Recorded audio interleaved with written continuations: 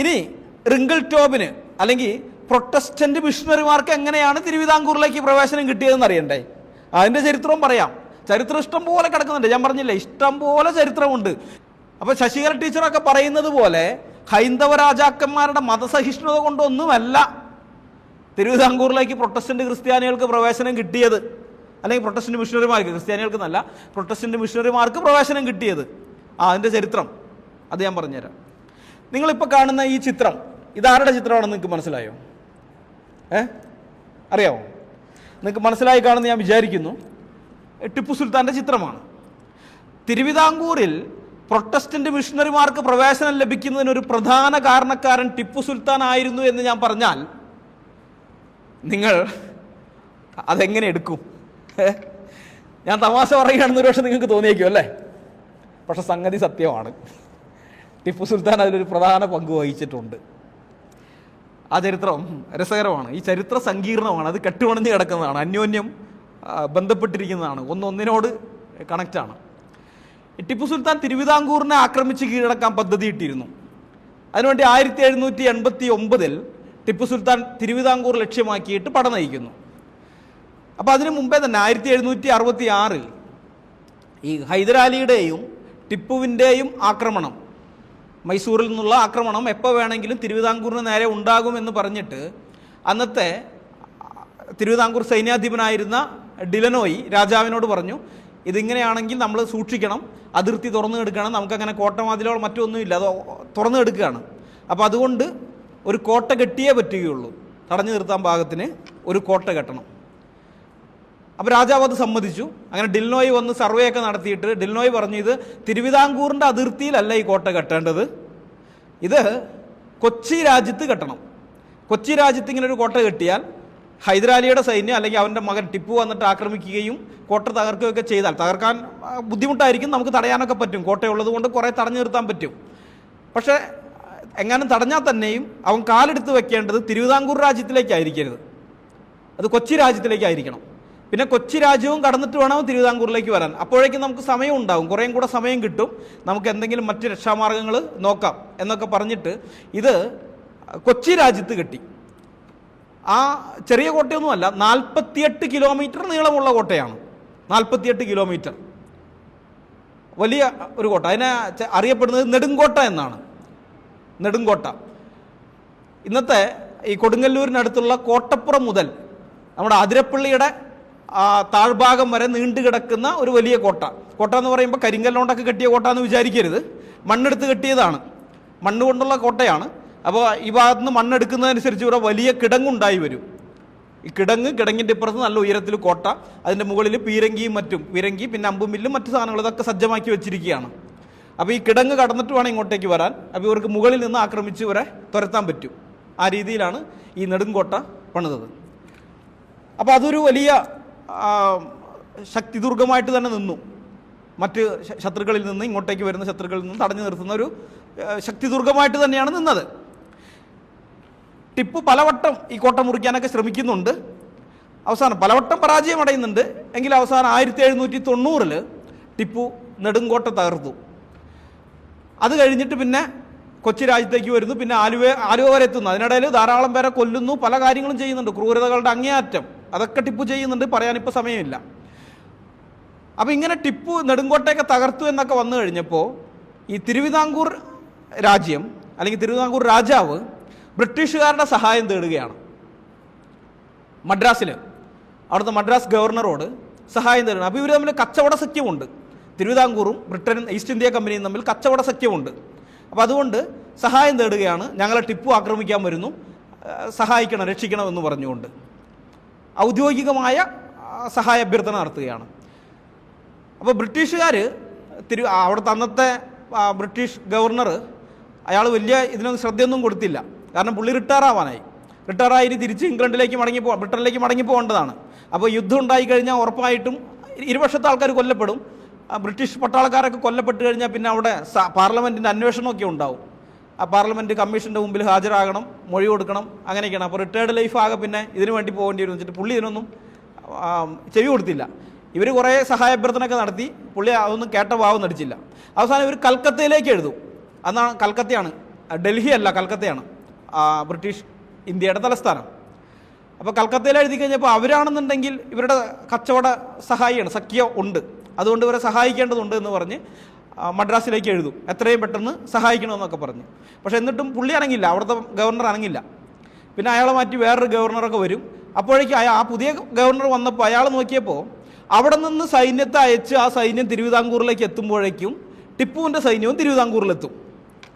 വേണമെങ്കിൽ അവിടെ നിന്ന് ടിപ്പുവിനെ ഓടിപ്പിച്ച് വിടാം. ബ്രിട്ടൻ്റെ സൈന്യം വന്നിട്ട്, അല്ല ഈസ്റ്റ് ഇന്ത്യ കമ്പനിയുടെ സൈന്യം വന്നിട്ട് ടിപ്പുവിൻ്റെ സൈന്യത്തിനെയൊക്കെ ഓടിപ്പിച്ച് വിടാം, യുദ്ധം ചെയ്ത് ഓടിപ്പിച്ച് വിടാം. പക്ഷേ ടിപ്പുവിൻ്റെ സൈന്യം തിരുവിതാംകൂർ വരെ എത്തുക എന്ന് പറഞ്ഞാൽ അതിൻ്റെ അർത്ഥം ധാരാളം ജനങ്ങൾ, ഇവിടെയുള്ള ധാരാളം ജനങ്ങൾ കൊല്ലപ്പെടുക എന്നുള്ളതാണ്, ധാരാളം ക്ഷേത്രങ്ങൾ തകർക്കപ്പെടുക എന്നുള്ളതാണ്, ധാരാളം വീടുകൾ കൊള്ളയടിക്കപ്പെടുക എന്നുള്ളതാണ്, ധാരാളം സ്ത്രീകൾ ബലാത്സംഗം ചെയ്യപ്പെടുക എന്നുള്ളതാണ്. ഇതൊക്കെ ചെയ്യും. കാരണം അതുവരെയുള്ള ടിപ്പുവിൻ്റെ പടയോട്ടത്തിൽ ടിപ്പു ഇതൊക്കെ ചെയ്തിട്ടുണ്ട്. നിങ്ങൾ ടിപ്പുവിൻ്റെ പടയോട്ടം നടന്ന ആ പ്രദേശം നോക്കിയാൽ മതി, ചരിത്രരേഖകളൊക്കെ പരിശോധിച്ച് നോക്കിയാൽ കാണാം. ആ പ്രദേശത്തുള്ള മുസ്ലിം ജനസംഖ്യയിൽ വന്ന വർധനവ്, ടിപ്പുവിൻ്റെ പടയോട്ടത്തിന് മുമ്പ് ആ പ്രദേശത്തുണ്ടായിരുന്ന മുസ്ലിം ജനസംഖ്യ എത്രയാണ്, ടിപ്പുവിൻ്റെ പടയോട്ടത്തിന് ശേഷം അവിടെയുള്ള മുസ്ലിം ജനസംഖ്യ എത്രയാണെന്ന് നിങ്ങൾ നോക്ക്, ചരിത്രരേഖകൾ പരിശോധിച്ചാൽ കാണാം. അപ്പോൾ മനസ്സിലാവും ആ പ്രദേശം സുൽത്താൻ ബത്തേരി മുതൽ ഇങ്ങോട്ടേക്കുള്ള ആ പ്രദേശം, കോഴിക്കോട് മുതൽ മലപ്പുറം ഇങ്ങനെ വരുമ്പോൾ അവിടെയൊക്കെ മുസ്ലിം ജനസംഖ്യ വളരെയധികം കൂടി. കാരണം നിർബന്ധമായി ടിപ്പു എല്ലാത്തിനെയും പിടിച്ച് മതപരിവർത്തനം നടത്തി, മുസ്ലിങ്ങളാക്കി, എല്ലാത്തിനെയും പിടിച്ച് തൊപ്പിടിച്ചു. അപ്പോൾ ഇവർ തിരുവിതാംകൂർ വരെ എത്തിക്കഴിഞ്ഞാൽ പിന്നെ തീർന്നു, തിരുവിതാംകൂറിൻ്റെ അവസ്ഥ മോശമാണ്. അപ്പോൾ അതുണ്ടാകാതിരിക്കാൻ വേണ്ടിയിട്ട് എന്തെങ്കിലും ഒരു വഴി കാണണം. സൈന്യത്തെ അയച്ചിട്ട് ഇത് ചെയ്യാന്ന് പറയുന്നത് നടക്കുന്ന കാര്യമല്ല. അപ്പോൾ അദ്ദേഹം എന്ത് ചെയ്തു എന്ന് വെച്ച് കഴിഞ്ഞാൽ, അന്നത്തെ പിന്നെ വന്ന ആ മദ്രാസ് ഗവർണർ എന്ത് ചെയ്തു എന്ന് വെച്ച് കഴിഞ്ഞാൽ, വേഗം മറാത്തയിലെ പേഷ്വമാരുമായിട്ടും അതുപോലെ ഹൈദരാബാദിലെ നൈസാവുമായിട്ടും ഒരു സൈനിക സഖ്യമുണ്ടാക്കി. അവരോട് പറഞ്ഞു, ഞങ്ങൾ ശ്രീരംഗപട്ടണം ആക്രമിക്കാൻ പോവുകയാണ്, ടിപ്പുവിൻ്റെ സാമ്രാജ്യം ഞങ്ങൾ പിടിച്ചെടുക്കും, അവരുടെ തലസ്ഥാനം ഞങ്ങൾ ആക്രമിച്ച് പിടിച്ചെടുക്കും, ഇത് ഞങ്ങളുടെ കയ്യിലേക്ക് വരും, അപ്പോൾ വേണമെങ്കിൽ നിങ്ങൾക്കും കൂടെ കൂടാം, അങ്ങനെയാണെങ്കിൽ നമുക്ക് ടിപ്പുവിൻ്റെ സാമ്രാജ്യം 3 ആയിട്ട് വിഭാഗിക്കാം, പിടിച്ചെടുത്ത് കഴിഞ്ഞാൽ 3 കൂട്ടർക്കായിട്ട് എടുക്കാം, അല്ലെങ്കിൽ ഞങ്ങളത് ഒറ്റയ്ക്ക് എടുക്കും എന്ന് പറഞ്ഞു.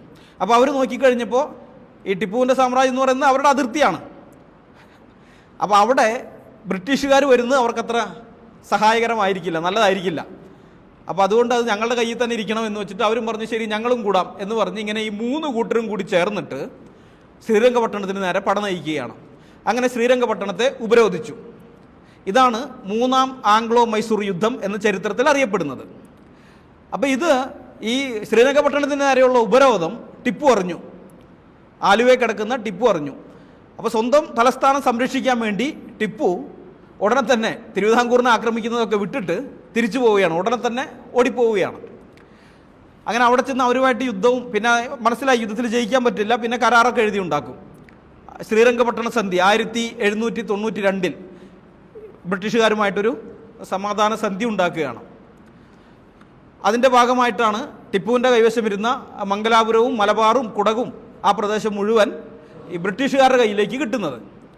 അപ്പോൾ ഏതായാലും ആ യുദ്ധത്തിൽ ടിപ്പു പരാജയപ്പെട്ടു എന്നേ ഉള്ളൂ, കൊല്ലപ്പെട്ടിട്ടില്ല. അപ്പോൾ ജീവനോടെ ഉണ്ട്, കൊല്ലപ്പെട്ടിട്ടൊന്നുമില്ല.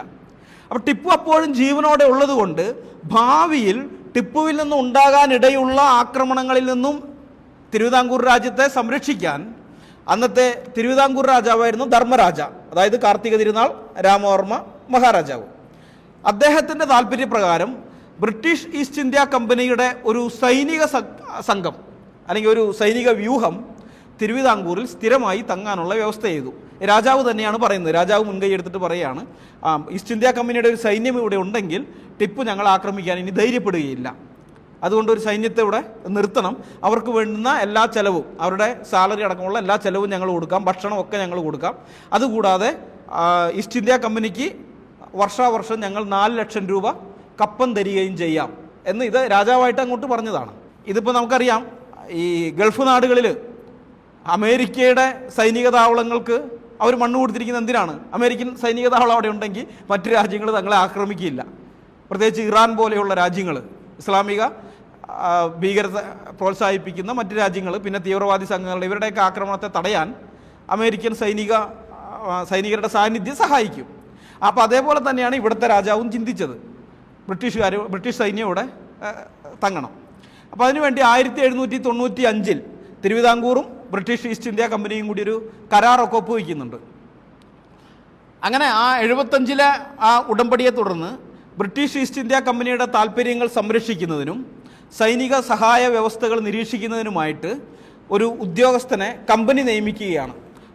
അതാണ് റെസിഡൻ്റ് എന്ന് പറയുന്നത്. നിങ്ങൾ ചരിത്രത്തിലൊക്കെ വായിച്ചിട്ടുണ്ടായിരിക്കും, തിരുവിതാംകൂർ റെസിഡൻറ്റ് അല്ലെങ്കിൽ കൊച്ചി റെസിഡൻറ്റ് എന്നൊക്കെ.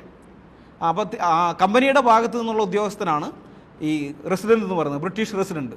അങ്ങനെ തിരുവിതാംകൂറിലേക്ക് വന്നത് ആദ്യത്തെ ബ്രിട്ടീഷ് റെസിഡൻ്റ് ആയിരുന്നു മെക്കാളെ, കോളിൻ മെക്കാളെ അല്ലെങ്കിൽ കേണൽ മെക്കാളെ. അദ്ദേഹം ഒറ്റയ്ക്കല്ല വരുന്നത് കേട്ടോ, അദ്ദേഹത്തിൻ്റെ കൂടെ സൈനികരും അല്ലാത്തവരുമായിട്ടുള്ള ക്ലറിക്കലായിട്ടുള്ള ഉദ്യോഗസ്ഥന്മാർ അങ്ങനെയുള്ളവരൊക്കെ ഉണ്ട്. അങ്ങനെ വലിയൊരു സംഘമായിട്ടാണ് വരുന്നത്. അപ്പോൾ അവരുടെ ചെലവ് മുഴുവൻ തിരുവിതാംകൂർ സർക്കാർ വഹിക്കണം. അപ്പം അങ്ങനെ വന്ന ഉദ്യോഗസ്ഥന്മാരിൽ ചിലർ രക്ഷിക്കപ്പെട്ട ദൈവമക്കളായ ക്രിസ്ത്യാനികളാണ്, രക്ഷിക്കപ്പെട്ട ആൾക്കാരാണ്. അപ്പോൾ അവർ അവിടെയൊക്കെ നടക്കുമ്പോൾ, തിരുവിതാംകൂറിലൊക്കെ സഞ്ചരിക്കുമ്പോൾ അവർ ഈ അവർണരും അതുപോലെ ദളിതരുമായ ആൾക്കാരുടെയൊക്കെ അവസ്ഥ കണ്ടു. റെസിഡൻറ്റ് കാണുന്നില്ല, റെസിഡൻറ്റിൻ്റെ കൊട്ടാരത്തിനകത്താണ് അല്ലെങ്കിൽ ഓഫീസിനകത്താണ്. എന്നാൽ ഇവരങ്ങനെയല്ലല്ലോ, ഇവർ പുറത്തിറങ്ങിയൊക്കെ നടക്കുന്നുണ്ട്. ഇവരിത് കണ്ടു, ഇവരുടെ അവസ്ഥ കണ്ടു. അപ്പോൾ ഈ ജനങ്ങളുടെ അവസ്ഥ കണ്ടപ്പോൾ അവർക്ക് മനസ്സിലായി, ഈ ആളുകളെ ഈ അവസ്ഥയിൽ നിന്ന് രക്ഷിക്കണമെങ്കിൽ പ്രൊട്ടസ്റ്റൻ്റ് മിഷണറിമാർ ഇങ്ങോട്ട് വരണം. കേവലം മതം മാറ്റാനല്ല, മതം മാറ്റാനാണെങ്കിൽ കത്തോലിക്ക പാതിരിമാർ വന്നാലും മതി. പക്ഷെ അതുപോരാ, ഇവർക്ക് വിദ്യാഭ്യാസം കൊടുത്ത് ഇവരെ ഒന്ന് ഉയർത്തിക്കൊണ്ടുവരണമെന്നുണ്ടെങ്കിൽ, മതവിദ്യാഭ്യാസമല്ല സെക്യുലർ വിദ്യാഭ്യാസം കൊടുത്ത് അവരെ ഉയർത്തിക്കൊണ്ടുവരണമെന്നുണ്ടെങ്കിൽ അതിന് പ്രൊട്ടസ്റ്റൻ്റ് മിഷണറിമാർ തന്നെ വേണം. കാരണം അവർ തമിഴ്നാട്ടിൽ ആ പരിപാടി ചെയ്യുന്നുണ്ട്.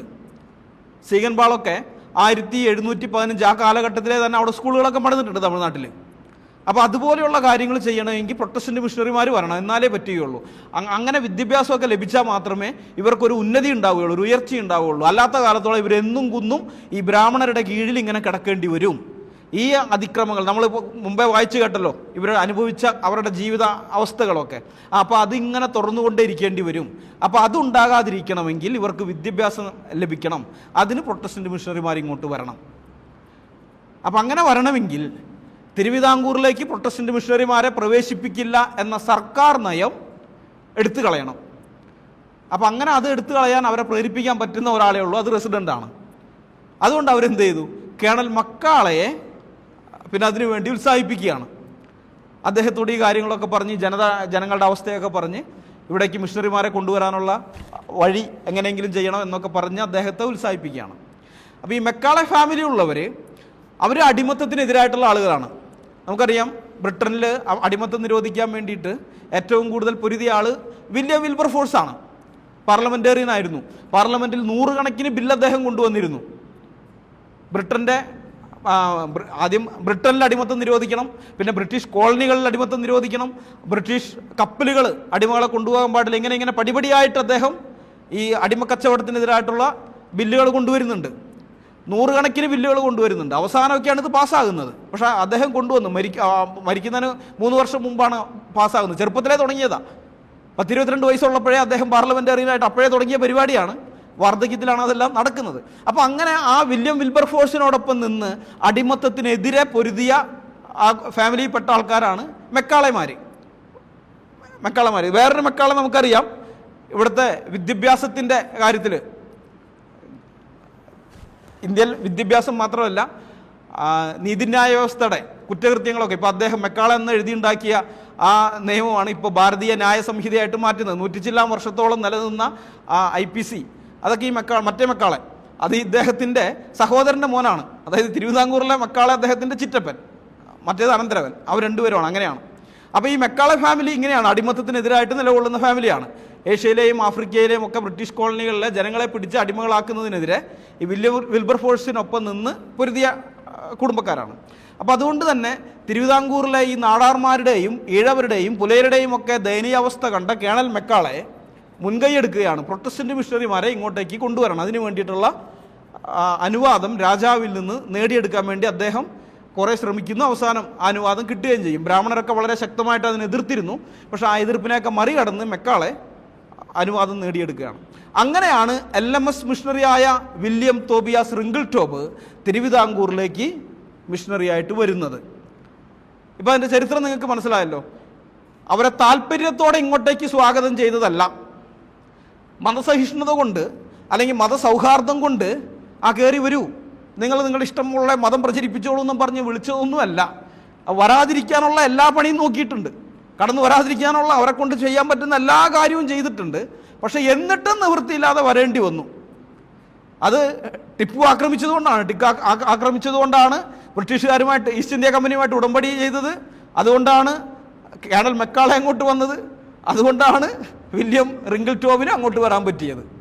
ഇതെല്ലാം ഒരു നിർബന്ധത്തിൻ്റെ പുറത്ത് അവർക്ക് എടുക്കേണ്ടി വന്ന നിലപാടാണ്.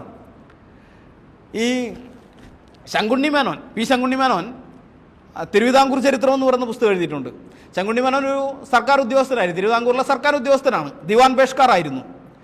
അപ്പോൾ അത് സ്വാഭാവികമായിട്ട് അങ്ങനെയുള്ളവരൊക്കെ എഴുതുമ്പോൾ, അല്ലെങ്കിൽ തന്നെ അന്നത്തെ കാലത്ത് രാജഭരണമാണ്, രാജാക്കന്മാരുടെയൊക്കെ ചരിത്രം എഴുതുമ്പോൾ രാജാക്കന്മാരെ പുകഴ്ത്തിയിട്ട് എഴുതുകയുള്ളൂ. പിന്നെ ഭരണത്തിന് കീഴിൽ ഉദ്യോഗസ്ഥനായിരിക്കുമ്പോൾ പറയാൻ വേണ്ട, രാജാക്കന്മാരെ പൊക്കിയടിച്ച് എഴുതുകയുള്ളൂ. അപ്പോൾ ഏതായാലും അദ്ദേഹം തിരുവിതാംകൂർ ചരിത്രം അങ്ങനെയാണ്, അത് നിഷ്പക്ഷ ചരിത്രമൊന്നുമല്ല. ഏതായാലും അതിൻ്റെ അകത്ത് അദ്ദേഹം ഈ മിഷണറിമാരെ നിശിതമായിട്ട് വിമർശിക്കുന്നുണ്ട്, ക്രിസ്ത്യൻ മിഷണറിമാരെ. ഞാൻ 2 ഭാഗം നിങ്ങളുടെ മുമ്പാകെ കൊണ്ടുവരികയാണ്. ശങ്കുണ്ണി മേനോന്റെ തിരുവിതാംകൂർ ചരിത്രം പേജ് 428 നിന്ന്. മതം മാറിയവരെ മിഷണറിമാർ അങ്ങേയറ്റം സഹായിച്ചു. ഇത് തിരുവിതാംകൂർ ആണെന്ന് വിസ്മരിച്ച് ഇംഗ്ലണ്ടിൽ എന്ന പോലെയുള്ള ജീവിത സമ്പ്രദായം ഇവിടെ നടപ്പാക്കുക എന്നതായിരുന്നു ലക്ഷ്യം. കാലമോ ദേശമോ സർക്കാരിൻ്റെ നയമോ ഒരു വിദേശ രാജ്യത്തുള്ള അവരുടെ പദവിയോ ഒന്നും കണക്കാക്കാതെയാണ് മതപരിവർത്തനം ചെയ്തവരോട് മിഷണറിമാർ പെരുമാറിയത്.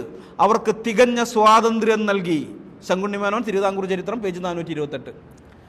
അപ്പോൾ ഇവിടെ മിഷണറിമാർ ചെയ്ത അപരാധമായിട്ട് ശങ്കുണ്ണി മേനോൻ പറയുന്ന സംഗതി എന്താണെന്ന് മനസ്സിലായോ? ഇംഗ്ലണ്ടിൽ എന്ന പോലെയുള്ള ജീവിത സമ്പ്രദായം ഇവിടെ നടപ്പാക്കുക എന്നതായിരുന്നു മിഷണറിമാരുടെ ലക്ഷ്യമെന്ന് ശങ്കുണ്ണി മേനോൻ കുറ്റപ്പെടുന്ന കാര്യം എന്താണെന്ന് മനസ്സിലായോ? ആ ചാന്നാർ സ്ത്രീകളെ മാറുമറപ്പിച്ചു. അതാണ് മിഷണറിമാർ ചെയ്ത കുറ്റം. അതായത് ഇംഗ്ലണ്ടിലുള്ള എല്ലാ സ്ത്രീകളും മാറുമറയ്ക്കുന്നത് പോലെ തിരുവിതാംകൂറിലുള്ള എല്ലാ സ്ത്രീകളെയും മാറുമറപ്പിക്കാൻ മിഷണറിമാർ ശ്രമിക്കുന്നു.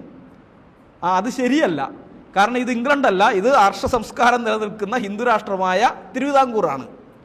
ഇവിടെ ആചാരങ്ങളും മറ്റുമൊക്കെ ഉണ്ട്, അതനുസരിച്ചാണ് പോകേണ്ടത്.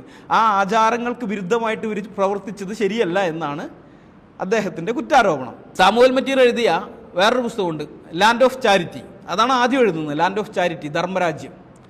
അപ്പോൾ ആ പുസ്തകത്തിനകത്ത് ഈ മാറുമറയ്ക്കൽ സമരത്തെക്കുറിച്ചും അതിൽ തിരുവിതാംകൂർ ഭരണകൂടം എടുക്കുന്ന പ്രതിലോമകരമായ നിലപാടിനെ വിമർശിച്ചുകൊണ്ടുമൊക്കെ മറ്റീർ എഴുതിയിട്ടുണ്ട്. അദ്ദേഹം വിദേശിയാണ്, സായിപ്പാണ്. അതുകൊണ്ട് രാജാവിനെയൊക്കെ വിമർശിച്ചെഴുതാം. ഈ നാട്ടുകാരായ ആരെങ്കിലും അങ്ങനെയൊക്കെ വിമർശിച്ചെഴുതി അവരുടെ കാര്യം തീരുമാനമാവും. അതുകൊണ്ട് അവരിൽ നിന്ന് അതൊന്നും പ്രതീക്ഷിക്കേണ്ട. പക്ഷെ ഇദ്ദേഹം വിദേശി ആയതുകൊണ്ട്, മിഷണറിയൊക്കെ ആയതുകൊണ്ട് അദ്ദേഹം ധൈര്യപൂർവ്വം അത് എഴുതിയിട്ടുണ്ട്. അപ്പോൾ ആ പുസ്തകം ലാൻഡ് ഓഫ് ചാരിറ്റി പുറത്തു വന്നതിന് ശേഷമാണ് ശങ്കുണ്ണി മേനോൻ തിരുവിതാംകൂർ ചരിത്രം എഴുതുന്നത്. അപ്പോൾ ഭരണകൂടത്തിനെതിരെയുള്ള മറ്റീറിൻ്റെ വിമർശനത്തിന് മറുപടിയായിട്ട്, അല്ലെങ്കിൽ അതിനെ ഒന്ന് പ്രതിരോധിക്കാൻ വേണ്ടി ഇദ്ദേഹം സാമുവൽ മറ്റീറിനെ നിശിതമായിട്ട് വിമർശിക്കുന്നുണ്ട്. ആ തിരുവിതാംകൂർ ചരിത്രം എന്നുള്ള പുസ്തകത്തിൽ നിന്ന് ഞാൻ ഉദ്ധരിക്കാം. മിഷണറിമാർക്കെതിരെ അത് സാമുവൽ മറ്റീറിൻ്റെ പുസ്തകം എടുത്ത് പറഞ്ഞുകൊണ്ട് തന്നെയാണ് വിമർശിക്കുന്നത്. ഞാൻ ആ ഒരു ഭാഗം പറയാം. സാമുവൽ മറ്റീറിൻ്റെ പേര് പറഞ്ഞ ഭാഗമല്ല, അത് കഴിഞ്ഞിട്ട് പറയുന്നത് ഇങ്ങനെയാണ്: മിഷണറിമാരുടെ നിശിതമായ വിമർശനങ്ങൾ മഹാരാജാവിൻ്റെയും അദ്ദേഹത്തിൻ്റെ ഗവൺമെൻറ്റിൻ്റെയും സൽപ്പേരിന് കളങ്കം ചാർത്തുന്നതായിരുന്നു. ഇത് അവർ ഹിന്ദുക്കളും തമ്മിൽ ശത്രുത വളർത്തുവാനേ സഹായിച്ചുള്ളൂ. മിഷണറി പ്രവർത്തനങ്ങളിലേക്കുള്ള സ്ഥാപനങ്ങൾ സ്ഥാപിക്കുവാനും സ്വതന്ത്രമായി പ്രവർത്തിക്കുവാനും അവരെ അനുവദിച്ചിട്ടുകൂടി അവർ കൃതജ്ഞരായി കാണപ്പെട്ടു. പി ശങ്കുണ്ണി മേനോൻ തിരുവിതാംകൂർ ചരിത്രം പേജ് 434. അപ്പോൾ ഇവിടെ ശങ്കുണ്ണി മേനോൻ എഴുതിയത് കണ്ടാൽ തോന്നുക ഇവിടുത്തെ ഹിന്ദുക്കൾ ക്രിസ്ത്യാനികളെ സ്നേഹം കൊണ്ട് വീർപ്പ് മുട്ടിക്കുകയായിരുന്നു. സാമുവൽ മറ്റീർ ലാൻഡ് ഓഫ് ചാരിറ്റി എന്ന് പറഞ്ഞ പുസ്തകം എഴുതിയതോടെയാണ് ആ സ്നേഹമൊക്കെ പോയിട്ട് ഹിന്ദുക്കൾക്ക് ക്രിസ്ത്യാനികളോട് ശത്രുതയുണ്ടായത്, അല്ലെങ്കിൽ ഹിന്ദുക്കൾക്കും ക്രിസ്ത്യാനികൾക്കും ഇടയിൽ ശത്രുത ഉണ്ടായതെന്നൊക്കെയാണ് നമുക്ക് തോന്നുക. ആ രീതിയിലാണ് എഴുതിയിരിക്കുന്നത്. ഇത് ചരിത്രം അറിയാത്തവരെ പറ്റിക്കാൻ ഈ വാദം കൊണ്ട് കഴിയും, ഇങ്ങനെയുള്ള ഇതൊക്കെ മതി. പക്ഷേ ഹിന്ദുക്കൾ ക്രിസ്ത്യാനികളെ പീഡിപ്പിച്ചിട്ടുള്ളതിൻ്റെ ചരിത്രം അറിയാവുന്ന ആൾക്കാരുടെ അടുക്കൽ ഈ വാദം നിലനിൽക്കുകയില്ല. ശങ്കുണ്ണി മേനോൻ പറയുന്നത് മിഷണറിമാർക്ക് ഞങ്ങളിവിടെ പ്രവേശനം അനുവദിച്ചു, പ്രവർത്തന സ്വാതന്ത്ര്യം കൊടുത്തു, ഞങ്ങളെല്ലാം ചെയ്തു. പക്ഷെ മിഷണറിമാർ തിരിച്ച് നന്ദിയില്ലായ്മയാണ് കാണിച്ചത്. ഇതാണ് പറയുന്നത്. അപ്പോൾ ആ ആരോപണത്തിന് അടുത്ത പുസ്തകത്തിൽ, അതായത് നേറ്റീവ് ലൈഫ് ഇൻ ട്രാവൻകൂർ എന്ന് പറയുന്ന പുസ്തകത്തിനകത്ത് ഞാൻ കണ്ട കേരളത്തിൽ മറ്റീർ മറുപടി പറയുന്നുണ്ട്. ഇന്നത്തെ പല ക്രിസ്ത്യാനികൾക്കും മറ്റീറിൻ്റെ ഈ നിലപാട് മനസ്സിലാക്കാൻ വളരെ പ്രയാസമായിരിക്കും. കാരണം സംഘികൾ എന്ത് പറഞ്ഞാലും അതൊക്കെ കേട്ട് മിണ്ടാതെ നിൽക്കുന്നവരാണ് ഇന്നത്തെ പല ക്രിസ്ത്യാനികളും. സംഘികൾ എന്തൊക്കെ ആരോപണം ഉന്നയിച്ചാലും ഒരു കുഴപ്പമില്ല, ഓ അമ്പ്രാന്നും പറഞ്ഞ് നിൽക്കും. അങ്ങനെ നിൽക്കുന്ന കുറേ എണ്ണത്തിന് ഞാൻ കണ്ടിട്ടുണ്ട്, അതുകൊണ്ടാണ് പറയുന്നത്. അപ്പോൾ അങ്ങനെയുള്ള ക്രിസ്ത്യാനികൾക്ക് മെറ്റീറിൻ്റെ നിലപാട് മനസ്സിലാവില്ല. മിഷണറിമാർക്കെതിരെ, ക്രൈസ്തവർക്കെതിരെ ഒരു വിമർശനം വന്നപ്പോൾ, അവർ നന്ദികേട് കാണിക്കുന്നവരാണ്, കൃതജ്ഞത കാണിക്കുന്നവരാണെന്നുള്ള വിമർശനം വന്നപ്പോൾ ശക്തമായ ഭാഷയിൽ തന്നെയാണ് മെറ്റീർ മറുപടി കൊടുക്കുന്നത്. ശങ്കുണ്ണിമാനോൻ മരിക്കുന്നത് വരെ മറക്കാത്ത രീതിയിലുള്ള മറുപടിയാണ് സാമുവൽ മെറ്റീർ കൊടുത്തിരിക്കുന്നത്. അത് നിങ്ങൾ ഞാൻ കണ്ട കേരളം വായിച്ചു നോക്കണം. ആ പുസ്തകം നിങ്ങൾക്ക് വെളിയിൽ കിട്ടും. അജീഷ് ബ്രദറിനോടൊക്കെ ചോദിച്ചാൽ മതി, അവിടെ വിൽക്കാൻ വെച്ചിട്ടുണ്ട്. ഞാൻ ആ പുസ്തകത്തിൽ നിന്നൊരു ഭാഗം വായിക്കാം. ഞാൻ മുമ്പ് പറഞ്ഞ ഈ പ്രൊട്ടസ്റ്റന്റ് മിഷണറിമാരെ തിരുവിതാംകൂറിലേക്ക് അനുവദിക്കാൻ ഇടയായ സാഹചര്യം എന്തായിരുന്നു നിങ്ങൾ മനസ്സിൽ വെച്ചുകൊണ്ട് സാമുവൽ മെറ്റീർ എഴുതിയത് വായിക്കണം. അപ്പോഴേ ഇത് കൃത്യമായിട്ട് മനസ്സിലാവുകയുള്ളൂ. തിരുവിതാംകൂറിലെ രാജവാഴ്ചയെ സുഗമമായും പൂർണ്ണമായും തുടച്ചു മാറ്റാൻ ടിപ്പു സാഹിബിന് കഴിയുമായിരുന്നു എന്ന കാര്യം ഒറ്റ നോട്ടത്തിൽ തന്നെ വ്യക്തമാണ്. രാജാവിനും അതറിയാമായിരുന്നു. എന്തു വില കൊടുത്തും അതൊഴിവാക്കാൻ അദ്ദേഹം ആഗ്രഹിച്ചു. രാജ്യത്തെ പ്രതിരോധിക്കാൻ സൈനികരെന്ന പേര് വിളിക്കാൻ യോഗ്യതയില്ലാത്ത ഒരുപറ്റം ആളുകൾ മാത്രമാണ് അദ്ദേഹത്തിനുണ്ടായിരുന്നത്. തനിക്ക് വിലപ്പെട്ടതെല്ലാം, തൻ്റെ രാജ്യവും അഭിമാനവും സ്വന്തം വ്യക്തിപരമായ സുരക്ഷിതത്വം പോലും ഈസ്റ്റ് ഇന്ത്യ കമ്പനിയെ വിശ്വസിച്ചേൽപ്പിച്ചു കൊടുക്കാൻ അദ്ദേഹം നിർബന്ധിതനായി. അവർ തങ്ങളുടെ എല്ലാ ശക്തിയും ഉപയോഗിച്ച് അദ്ദേഹത്തിന് വേണ്ടി യുദ്ധം ചെയ്തു. ഈ വലിയ ദൗത്യത്തിന് മദ്രാസ് പ്രസിഡൻസിയിൽ നിന്നുള്ള വരുമാനം മാത്രമല്ല, ബംഗാളിൻ്റെയും കർണാട്ടിക്കിൻ്റെയും തഞ്ചാവൂരിൻ്റെയും വിഭവങ്ങളുടെ വലിയൊരു ഭാഗം ചിലവാക്കേണ്ടി വന്നു. ഇതിനെല്ലാം ബ്രിട്ടീഷ് ശക്തിയോട് കടപ്പെട്ട രാജാവ് അവശേഷിച്ച സ്വാതന്ത്ര്യത്തിനും ബ്രിട്ടീഷുകാരോട് കടപ്പെട്ടവനായി തീർന്നു. നന്ദിപൂർവ്വം തന്നെ അദ്ദേഹം ആ കടപ്പാട് പ്രഖ്യാപനം ചെയ്യുകയും ഉണ്ടായി. ഇവിടെ ഏതെങ്കിലും ഒരു പ്രത്യേക രാജവംശത്തിൻ്റെ അധികാരത്തെ കേവലം ചോദ്യം ചെയ്യുകയായിരുന്നില്ല, മറിച്ച് ദേശീയ സ്വാതന്ത്ര്യം, മതം, ആഭ്യന്തര സുരക്ഷിതത്വം എന്നു തുടങ്ങി രാജ്യത്തിൻ്റെ നിലനിൽപ്പ് പോലും അപകടത്തിലായിരുന്നു. ആ ഘട്ടത്തിൽ ബ്രിട്ടീഷുകാർ സഹായിക്കാതിരുന്നുവെങ്കിൽ തിരുവിതാംകൂറിന് തീർച്ചയായും എന്താണ് സംഭവിക്കുമായിരുന്നത്? സാമുവൽ മെറ്റീർ, ഞാൻ കണ്ട കേരളം, പേജ് 471, 472. അപ്പോൾ മെറ്റീറിലൂടെ പറയുന്നത് വളരെ വ്യക്തമാണ്. അന്ന് ബ്രിട്ടീഷുകാർ ടിപ്പുവിനെ തടഞ്ഞില്ലായിരുന്നെങ്കിൽ ഇന്ന് തിരുവിതാംകൂർ എന്ന് പറയുന്ന ഒരു രാജ്യം ഉണ്ടാകുമായിരുന്നില്ല. തിരുവിതാംകൂറിൽ ഹിന്ദുക്കളെ ഉണ്ടാകുമായിരുന്നില്ല. കാരണം ടിപ്പു എല്ലാത്തിനെയും മതം മാറ്റി മുസ്ലിങ്ങളാക്കിയാണ്, അത് ഉറപ്പാണ്. ടിപ്പു എല്ലാത്തിനെയും മതം മാറ്റി മുസ്ലിങ്ങളാക്കും. ഇന്ന് നിങ്ങൾ മതത്തിന് വേണ്ടി ഞങ്ങൾക്കേറെ ഒച്ചയെടുക്കുന്നു, ഞങ്ങൾ നന്ദിയില്ലാത്തവരെന്ന് പറയുന്നു. പക്ഷെ അന്ന് ബ്രിട്ടീഷുകാർ കണ്ണടച്ചിരുന്നെങ്കിൽ തിരുവിതാംകൂറിൽ ഇന്ന് ഹിന്ദുക്കൾ ഉണ്ടാകുമായിരുന്നില്ല. അതാണ് സാമുവൽ മെറ്റീർ പറയുന്നത്. തിരുവിതാംകൂർ ഒരു സ്വതന്ത്ര രാജ്യമായി നിലകൊള്ളുമായിരുന്നില്ല, അത് മൈസൂറിൻ്റെ ഭാഗമായേനെ. ഇനി അതിനകത്തുള്ള ജനങ്ങളുടെ അവസ്ഥയാണെങ്കിൽ അവരെല്ലാം കൊള്ളയടിക്ക് വിധേയമായേനെ, സ്ത്രീകൾ ബലാത്സംഗത്തിന് വിധേയമായേനെ. അപ്പോൾ ഇംഗ്ലീഷുകാർ അത്ര വലിയൊരു കാര്യം നിങ്ങൾക്ക് ചെയ്തു തന്നിട്ട് ഇപ്പോൾ തിരിച്ചു പറയുകയാണ്, ഇംഗ്ലീഷുകാരെ ആയ ഞങ്ങളെക്കുറിച്ച് പറയുകയാണ്, ഞങ്ങൾ നന്ദിയില്ലാത്തവരാണ്, കൃതജ്ഞത ഉള്ളവരാണ്. വാസ്തവത്തിൽ നന്ദിയില്ലാത്തത് നിങ്ങൾക്കല്ലേ എന്നാണ് മെറ്റീർ ചോദിച്ചതിൻ്റെ അർത്ഥം. മനസ്സിലായോ? നിങ്ങൾക്ക് ഇത്രയും വലിയൊരു കാര്യം ചെയ്തു തന്നിട്ട് അന്ന് ബ്രിട്ടീഷുകാരത് ചെയ്തില്ലായിരുന്നെങ്കിൽ എന്താകുമായിരുന്നു ഇവിടുത്തെ സ്ഥിതി എന്ന് ചോദിക്കുന്നത് അതാണ്. ഞങ്ങളന്ന് അത് ചെയ്തില്ലെങ്കിൽ നിങ്ങളുടെ സ്ഥിതി എന്താകുമായിരുന്നു? അപ്പോൾ ഇപ്പം ഇന്ന് കുറേ ക്രിസ്ത്യൻ നാമധാരികൾ ഇറങ്ങിയിട്ടുണ്ട്. ഇന്ത്യയിലെ ക്രിസ്ത്യാനികൾ സമാധാനത്തോടെയും സുരക്ഷിതത്വത്തോടെയൊക്കെ ജീവിച്ചു പോരുന്നതിന് നമ്മൾ മോഡിയോടും RSSനോടും നന്ദിയുള്ളവരായിരിക്കണം എന്ന് പറഞ്ഞുകൊണ്ട് കുറേ എണ്ണം, ഞാൻ സോഷ്യൽ മീഡിയയിൽ അങ്ങനെയുള്ള കുറേ എണ്ണത്തിനെ കാണുന്നുണ്ട്. ഇത് സംഘികളെന്ന് പറയുന്നത് എനിക്ക് മനസ്സിലാകും, അത് അവരുടെ പ്രൊപ്പഗണ്ടയുടെ ഭാഗമാണ്, സ്വാഭാവികമായിട്ടും അതേ പറയുള്ളൂ, അതേ അവർക്ക് പറയാൻ പറ്റുള്ളൂ, അവർ ചെയ്യും. പക്ഷെ ക്രിസ്ത്യാനികളെന്ന് പറഞ്ഞ് നടക്കുന്നവന്മാരില്ലേ, അവരും ഇങ്ങനെ പറയുന്നു. അതാണ് അത്ഭുതം. അത് ചരിത്രബോധമില്ലായ്മയാണ്, മറ്റൊന്നുമല്ല, ചരിത്രബോധമില്ലായ്മയാണ്. കാരണം വാസ്തവത്തിൽ ഇവിടുത്തെ ഹിന്ദുക്കൾ ഇന്ന് ഹിന്ദുക്കളായിരിക്കുന്നതിന് കാരണം ക്രിസ്ത്യാനികളാണ്, യൂറോപ്യന്മാരിങ്ങോട്ട് വന്നില്ലായിരുന്നെങ്കിൽ ഇവരെല്ലാം മുസ്ലിങ്ങളാണ്, തലയെ തൊപ്പി വെച്ച് നടന്നതന്നെ സകലെണ്ണവും. നിങ്ങളൊന്ന് ചിന്തിച്ചു നോക്ക്. ബ്രിട്ടീഷുകാർ ഇത്രയും വർഷം, 200 വർഷത്തിന് മേലെ ഭരിച്ചു.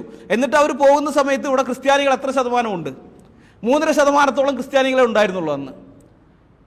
പക്ഷേ മുസ്ലിങ്ങൾ ഇവിടെ കുറേ കാലം ഭരിച്ചല്ലോ. മുസ്ലിങ്ങൾ പല രാജവംശങ്ങളായിട്ട്, മുഗൾ രാജവംശം, അതിനു മുമ്പ് വേറെ ലോധി വംശം, അടിമ വംശം, ഗിൽജി വംശം, ഇങ്ങനെയൊക്കെ പറഞ്ഞ് കുറേ എണ്ണമുണ്ട്. ഇവരൊക്കെ ഭരിച്ചു. എന്തുണ്ടായി? അഫ്ഗാനിസ്ഥാൻ ഉണ്ടല്ലോ, ആര്യാവർത്തത്തിൻ്റെ ഭാഗമായിരുന്നു അഫ്ഗാനിസ്ഥാൻ. അതുപോലെ പാകിസ്ഥാൻ ആര്യാവർത്തത്തിൻ്റെ ഭാഗമായിരുന്നു. അതൊക്കെ ഇന്ന് മുസ്ലിം രാജ്യങ്ങളായി. അപ്പുറത്ത് ബംഗ്ലാദേശ്, അത് മുസ്ലിം രാജ്യമായി. യൂറോപ്യന്മാർ ഇങ്ങോട്ട് വന്ന് ഇവരെ തടഞ്ഞില്ലായിരുന്നെങ്കിൽ, മുഗളന്മാരെയും ടിപ്പുവിനെയും ഹൈദരാബാദ് നൈസാമിനെ ആയാലും അതുപോലെ കർണാട്ടിക് നവാബിനെ ആയാലും ബീജാപ്പൂർ സുൽത്താന്മാരെ ആയാലും ഇവരെയൊക്കെ തടഞ്ഞില്ലായിരുന്നെങ്കിൽ ഇന്ന് സകല എണ്ണവും മുസ്ലിങ്ങളായാനെ. അപ്പോൾ ഇവരിന്ന് ഹിന്ദുക്കളായിരിക്കുന്നതിന് കാരണക്കാർ യഥാർത്ഥത്തിൽ ഈ യൂറോപ്യന്മാരാണ്.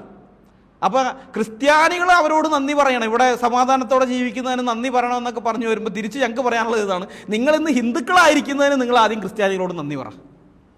അത് ചെയ്യും, അത് കഴിഞ്ഞതിന് ശേഷം നോക്കാം. കാരണം ഞങ്ങൾ ക്രൈസ്തവരെവിടെയും പീഡനങ്ങൾ നേരിട്ടിട്ടേ ഉള്ളൂ. ക്രൈസ്തവരെ സഹായിച്ചിട്ടുള്ളത് ഒരു രാജാവുമല്ല, ഒരു ഭരണകൂടവുമല്ല. ഞങ്ങൾക്ക് സഹായം വരുന്നത് മുകളിൽ നിന്നാണ്. ഞങ്ങൾ നോക്കുന്നത് അങ്ങോട്ടാണ്, മേലോട്ടാണ്. മനസ്സിലായോ? ഞങ്ങളെപ്പോഴും സഹായിച്ചിട്ടുള്ളത് കർത്താവ് മാത്രമാണ്, വേറെ ആരുമല്ല. അതുകൊണ്ട് ഞങ്ങളുടെ നന്ദി എപ്പോഴും കർത്താവിനോട് തന്നെ ആയിരിക്കും. പക്ഷെ നിങ്ങളുടെ സ്ഥിതി അങ്ങനെയല്ല. നിങ്ങളെ സഹായിച്ചിട്ടുള്ളതൊക്കെ തിരുവിതാംകൂറിൻ്റെ കാര്യത്തിലായാലും അല്ല മൊത്തം ഇന്ത്യയുടെ കാര്യത്തിലായാലും ബ്രിട്ടീഷുകാരോ അല്ലെങ്കിൽ പോർച്ചുഗീസുകാരോ അല്ലെങ്കിൽ അതുപോലെ ഡച്ചുകാരോ ഫ്രഞ്ചുകാരോ ഇങ്ങനെയുള്ളവരൊക്കെയാണ്, യൂറോപ്യന്മാരാണ് നിങ്ങളെ സഹായിച്ചിട്ടുള്ളത്. അത് നിങ്ങൾ അറിഞ്ഞിരിക്കണം. ഇനി ഇത് ചരിത്രമാണ്, ചരിത്രത്തിലെ കാര്യം നിൽക്ക്. വർത്തമാനകാലാവസ്ഥ നോക്കാം നമുക്ക്. വർത്തമാനകാലം ഇപ്പോഴത്തെ സ്ഥിതി എന്താണ്? ഈ മോഡിക്കും RSSനും ഒക്കെ നന്ദി പറയണമെന്ന് പറയുന്ന ക്രിസ്ത്യാനികളെ നിങ്ങളൊന്ന് പരിശോധിച്ച് നോക്ക്, ഡാറ്റ പരിശോധിച്ച് നോക്ക്. 2014 മെയ് 26 മോഡി ആദ്യമായിട്ട് ഇന്ത്യൻ പ്രധാനമന്ത്രിയായി അധികാരത്തിലേറുന്നത്. ഈ 2014 നിന്ന് 2024 എത്തുമ്പോൾ 10 വർഷത്തെ കണക്ക് ഇന്ത്യൻ ക്രിസ്ത്യാനികൾക്കെതിരെയുള്ള അതിക്രമങ്ങളുടെ വർധനവ് 2014 എത്ര ശതമാനമാണ് ഉണ്ടായിരുന്ന അതിക്രമം, ക്രിസ്ത്യാനികൾക്കെതിരെയുള്ള അതിക്രമങ്ങൾ, അത് കൂടുകയാണോ കുറയുകയാണോ ചെയ്തിട്ടുള്ളത്? 2010 കൊല്ലം കഴിഞ്ഞപ്പോൾ കൂടുകയാണ് ചെയ്തിട്ടുള്ളത്. എത്ര ശതമാനമാണ് വർധനവെന്നറിയാമോ? 10%, 20%, 50%, 100%, 200%? അല്ല, 500% വർധനവാണ്. 2014 ക്രൈസ്തവർ നേരിട്ട അതിക്രമത്തിൻ്റെ 500% വർധനവാണ് 2024 നാഷണൽ ക്രൈം റെക്കോർഡ്സ് ബ്യൂറോയുടെ കണക്കനുസരിച്ച് നമ്മുടെ മുമ്പാകെ ഉള്ളത്. ഇനി വേറെ ചില ക്രിസ്ത്യൻ ഗ്രൂപ്പുകളുടെ അഭിപ്രായത്തിൽ 500 അല്ല 555% വർധനവാണുള്ളത്. 2025 ആദ്യത്തെ 3 മാസം കൊണ്ട് 196 ആക്രമണങ്ങളാണ്. ആദ്യത്തെ 3 മാസം കൊണ്ട്, അത് ജനുവരി, ഫെബ്രുവരി, മാർച്ച് മാസത്തിൽ മാത്രം 196 ആക്രമണങ്ങളാണ് ക്രിസ്ത്യാനികൾക്കെതിരെ ഇന്ത്യയിൽ ഉണ്ടായിരിക്കുന്നത്. 2014 മോദി അധികാരത്തിലെത്തുന്ന സമയത്ത് ഒരു വർഷത്തെ ക്രിസ്ത്യാനികൾക്കെതിരെയുള്ള അതിക്രമം എത്രയാണെന്നറിയോ? 127. ഒരു കൊല്ലം 127. ഇതോടെ 3 മാസം കൊണ്ട് 196 ആക്രമണങ്ങൾ. ഇത് പ്രത്യേകം ശ്രദ്ധിക്കണം. ഒരു ക്രിസ്ത്യാനിനെ വേറെ ഏതെങ്കിലും ഒരു ഹിന്ദു എന്ന് ആക്രമിച്ച കാര്യമല്ല കേട്ടോ, അങ്ങനെ തെറ്റിദ്ധരിക്കരുത്. അങ്ങനെയുള്ളൊരു വ്യാഖ്യാനം ഉണ്ട് ഇപ്പോൾ അതിന്. അതുകൊണ്ടാണ് ഞാൻ പറയുന്നത്. നമ്മളിതൊക്കെ കണക്ക് പറയുമ്പോൾ പറയും അതിപ്പോൾ ഏതെങ്കിലും ക്രിസ്ത്യാനി ഹിന്ദു തമ്മിൽ തല്ലുപിടിച്ച് കഴിഞ്ഞാൽ അപ്പം തന്നെ അത് ക്രിസ്ത്യാനിനെ ഹിന്ദു ആക്രമിച്ചു എന്നും പറഞ്ഞ് നിങ്ങൾ കേസ് കൊടുക്കുന്നതല്ലേ എന്ന്. അങ്ങനത്തെ കേസൊന്നുമല്ല. ഇപ്പോൾ നമ്മുടെ ഈ തൃശ്ശൂർ പട്ടണത്തിൽ ഇഷ്ടംപോലെ ക്രിസ്ത്യാനികളുണ്ട്, ഇഷ്ടംപോലെ ഹിന്ദുക്കളുണ്ട്. അപ്പോൾ നാളെ ഏതെങ്കിലും ഒരു ഹിന്ദുവും ക്രിസ്ത്യാനിയും തമ്മിൽ എന്തെങ്കിലും പറഞ്ഞ് നമ്മൾ തല്ലുപിടിച്ച് അങ്ങോട്ടും ഇങ്ങോട്ടും അടികൂടി പോലീസ് കേസൊക്കെ ആയാൽ അതൊന്നും ഇതിനകത്ത് വരില്ല. അങ്ങനത്തെ കേസല്ല ഈ പറയുന്നത്. ഇത് ക്രിസ്തുവിനെ പ്രതി, യേശു ക്രിസ്തുവിൻ്റെ നാമത്തെ പ്രതി അവർ ഏൽക്കേണ്ടി വന്ന അതിക്രമങ്ങളാണ്. മനസ്സിലായോ? ക്രിസ്തുവിൻ്റെ നാമത്തെ പ്രതിയുള്ള ആക്രമണങ്ങൾ, ക്രിസ്തുവിൽ അവൻ വിശ്വസിക്കുന്നു എന്നുള്ള കാരണം കൊണ്ട് വരുന്ന ആക്രമണം, അല്ലാതെ വ്യക്തിപരമായ എന്തെങ്കിലും കാരണത്താലുള്ള ആക്രമണത്തെക്കുറിച്ചല്ല പറയുന്നത്. ഈ 555% വർധനവെന്ന് പറഞ്ഞ ആ കേസ്, അത് അവൻ ക്രിസ്ത്യാനി ആയിരിക്കുന്നതുകൊണ്ട്, അല്ലെങ്കിൽ ക്രിസ്തുവിനെ ആരാധിക്കുന്നത് കൊണ്ട്, അല്ലെങ്കിൽ ക്രിസ്തുവിൻ്റെ നാമത്തെക്കുറിച്ച് മറ്റുള്ളവരോട് പറയുന്നത് കൊണ്ട് അവൻ നേരിടേണ്ടി വരുന്ന ആക്രമണമാണ്. വിശ്വാസത്തിൻ്റെ പേരിൽ അവൻ നേരിടേണ്ടി വരുന്ന അതിക്രമങ്ങൾ, അത്തരം കേസുകളാണിത്. ഇനി ഇതെല്ലാം രേഖപ്പെടുത്തപ്പെട്ട കേസുകളാണ്. പലയിടങ്ങളിലും, ഉത്തരേന്ത്യയിൽ പലയിടങ്ങളിലും പോലീസ് FIR രജിസ്റ്റർ ചെയ്യില്ല. ഇവരിങ്ങനെയുള്ള കാര്യങ്ങളൊക്കെ ചെയ്തു കഴിഞ്ഞാൽ പോലീസ് FIR ഇടില്ല. അപ്പോൾ FIR ഇടാത്ത അത്തരം കേസുകൾ ഇതിനകത്ത് വരുന്നില്ല, ഈ കണക്കിൽ വരുന്നില്ല. 55% വർധനമെന്ന് പറയുമ്പോൾ പ്രത്യേകം ഓർക്കണം, അത്തരം കേസുകളിൽ വരുന്നില്ല. ഇനി ഇതിനേക്കാൾ അധികം ഇതിൽ വരാത്ത പോകുന്ന വേറൊരു ഭാഗം കേസുകളുണ്ട്. അതായത് ക്ഷമിച്ചു വിടുന്ന കേസുകളുണ്ട്. ഇതുപോലെയുള്ള അതിക്രമങ്ങളും മറ്റും ഉണ്ടാകുമ്പോൾ അവർ പറയും, ഞങ്ങൾ കർത്താവിൻ്റെ നാമത്തിൽ ഞങ്ങളെ ഉപദ്രവിച്ചവരോട് ഞങ്ങൾ ക്ഷമിക്കുന്നു, ഞങ്ങൾ കേസിന് പോകുന്നില്ല, ഞങ്ങൾക്ക് യാതൊരു കേസും ഇല്ല എന്നും പറഞ്ഞ് പോകുന്നു. അത് വളരെയധികമാണ് അങ്ങനെയുള്ളത്. അതും ഇതിനകത്ത് വന്നിട്ടില്ല. അപ്പോൾ അതൊക്കെ വന്നു കഴിഞ്ഞാൽ 555 1000% മുകളിലുള്ള വർധനവ് നമ്മൾ കാണും. മനസ്സിലായോ? അപ്പോൾ അങ്ങനെയുള്ള അതിക്രമം ഇവിടെ ക്രിസ്ത്യാനികൾ ഇപ്പോൾ നേരിട്ടുകൊണ്ടിരിക്കുന്ന സമയത്താണ് ഇവന്മാർ പറയുന്നത്, ഇവിടെ ക്രിസ്ത്യാനികൾ സമാധാനത്തോടെ ജീവിക്കുന്നതിന്, സുരക്ഷിതത്വത്തോടെ ജീവിക്കുന്നതിന് മോഡിക്കും RSSനും നന്ദി പറയണമെന്ന്. അത് ക്രിസ്ത്യാനികളെന്ന് പറഞ്ഞു നടക്കുന്ന കുറേ എണ്ണമാണ് ഇത് പറഞ്ഞുകൊണ്ട് വരുന്നത്. അതാണ് എനിക്ക് അത്ഭുതം. ഇവരുടെയൊക്കെ ചിന്താശേഷി എവിടെ? ബുദ്ധിയും ചിന്താശേഷിയുള്ള മനുഷ്യരല്ലേ നിങ്ങളൊക്കെ? ഈ കണക്കുകളൊക്കെ നിങ്ങൾക്ക് കിട്ടുന്നതാണല്ലോ. ഇങ്ങനെയുള്ളൊരു കാര്യമൊക്കെ പറഞ്ഞുകൊണ്ടിരും. ഇത് RSS അവിടെ നിന്ന് അവരെ വാട്സാപ്പ് യൂണിവേഴ്സിറ്റിയിൽ വരുന്നതാണ്, സംഘികളുടെ വാട്സാപ്പ് യൂണിവേഴ്സിറ്റിയിൽ നിന്ന് വരുന്ന സാധനങ്ങളാണ് ഇതൊക്കെ. ശരി, അത് വിഴുങ്ങിയിട്ട് ഞങ്ങളുടെ മുമ്പിൽ വന്ന് ഛർദ്ദിക്കുന്നതിന് മുമ്പ് ഒന്ന് പരിശോധിച്ച് നോക്കണ്ടേ ഇതൊക്കെ എന്താണ്, കണക്കൊക്കെ ഉള്ളത് തന്നെയാണോ എന്ന്? അല്ലേ? അത് ചെയ്യണ്ടേ? ഞാൻ ഒരു കാര്യം കൂടി പറയാം. ഈ ക്രിസ്ത്യാനികൾക്കെതിരെ മാത്രമല്ല കേട്ടോ, ദളിതർക്കും ആദിവാസികൾക്കും നേരെയുള്ള അതിക്രമങ്ങളിലും വർധനവുണ്ടായിട്ടുണ്ട്. നിങ്ങൾക്ക് നാഷണൽ ക്രൈം റെക്കോർഡ്സ് ബ്യൂറോയുടെ കണക്ക് നോക്കി അവിടെ സൈറ്റിൽ ചെന്ന് നോക്കിയാൽ കാണാം. ഇപ്പം നിങ്ങൾ കാണുന്നത് ആ കണക്കാണ്, സ്ക്രീനിൽ ഇപ്പോൾ നിങ്ങൾ കാണുന്നത് അതാണ്. ഈ ഡോക്യുമെൻ്റ് നോക്കിയാൽ നിങ്ങൾക്കൊരു കാര്യം മനസ്സിലാകും. BJP അധികാരത്തിലുള്ള സംസ്ഥാനങ്ങളിലും അതുപോലെ നിർബന്ധിത മതപരിവർത്തന നിരോധന നിയമം പാസ്സാക്കിയിട്ടുള്ള സംസ്ഥാനങ്ങളിലുമാണ് ദളിതർക്കും ആദിവാസികൾക്കും നേരെയുള്ള അതിക്രമങ്ങളിൽ വലിയ തോതിലുള്ള വർധനവുണ്ടായിട്ടുള്ളത്. ഈ നിർബന്ധിത മതപരിവർത്തന നിരോധന നിയമം ക്രിസ്ത്യാനികളെയും മുസ്ലിങ്ങളെയും പൂട്ടാൻ വേണ്ടിയാണെന്നാണ് കേരളത്തിലെ അവർണ സംഘികളും ദളിത് സംഘികളും ആദിവാസി സംഘികളും ഒക്കെ വിചാരിച്ചു വെച്ചിരിക്കുന്നത്. അത് വെറും വിവരക്കേടാണ്, അറിവില്ലായ്മയാണത്. നിർബന്ധിത മതപരിവർത്തന നിരോധന നിയമത്തിൻ്റെ ഒന്നാമത്തെ ഇര അതിവിടുത്തെ അവർണരും ദളിതരും ആദിവാസികളുമാണ്, അല്ലാതെ ക്രിസ്ത്യാനികളും മുസ്ലിങ്ങളും ഒന്നുമല്ല.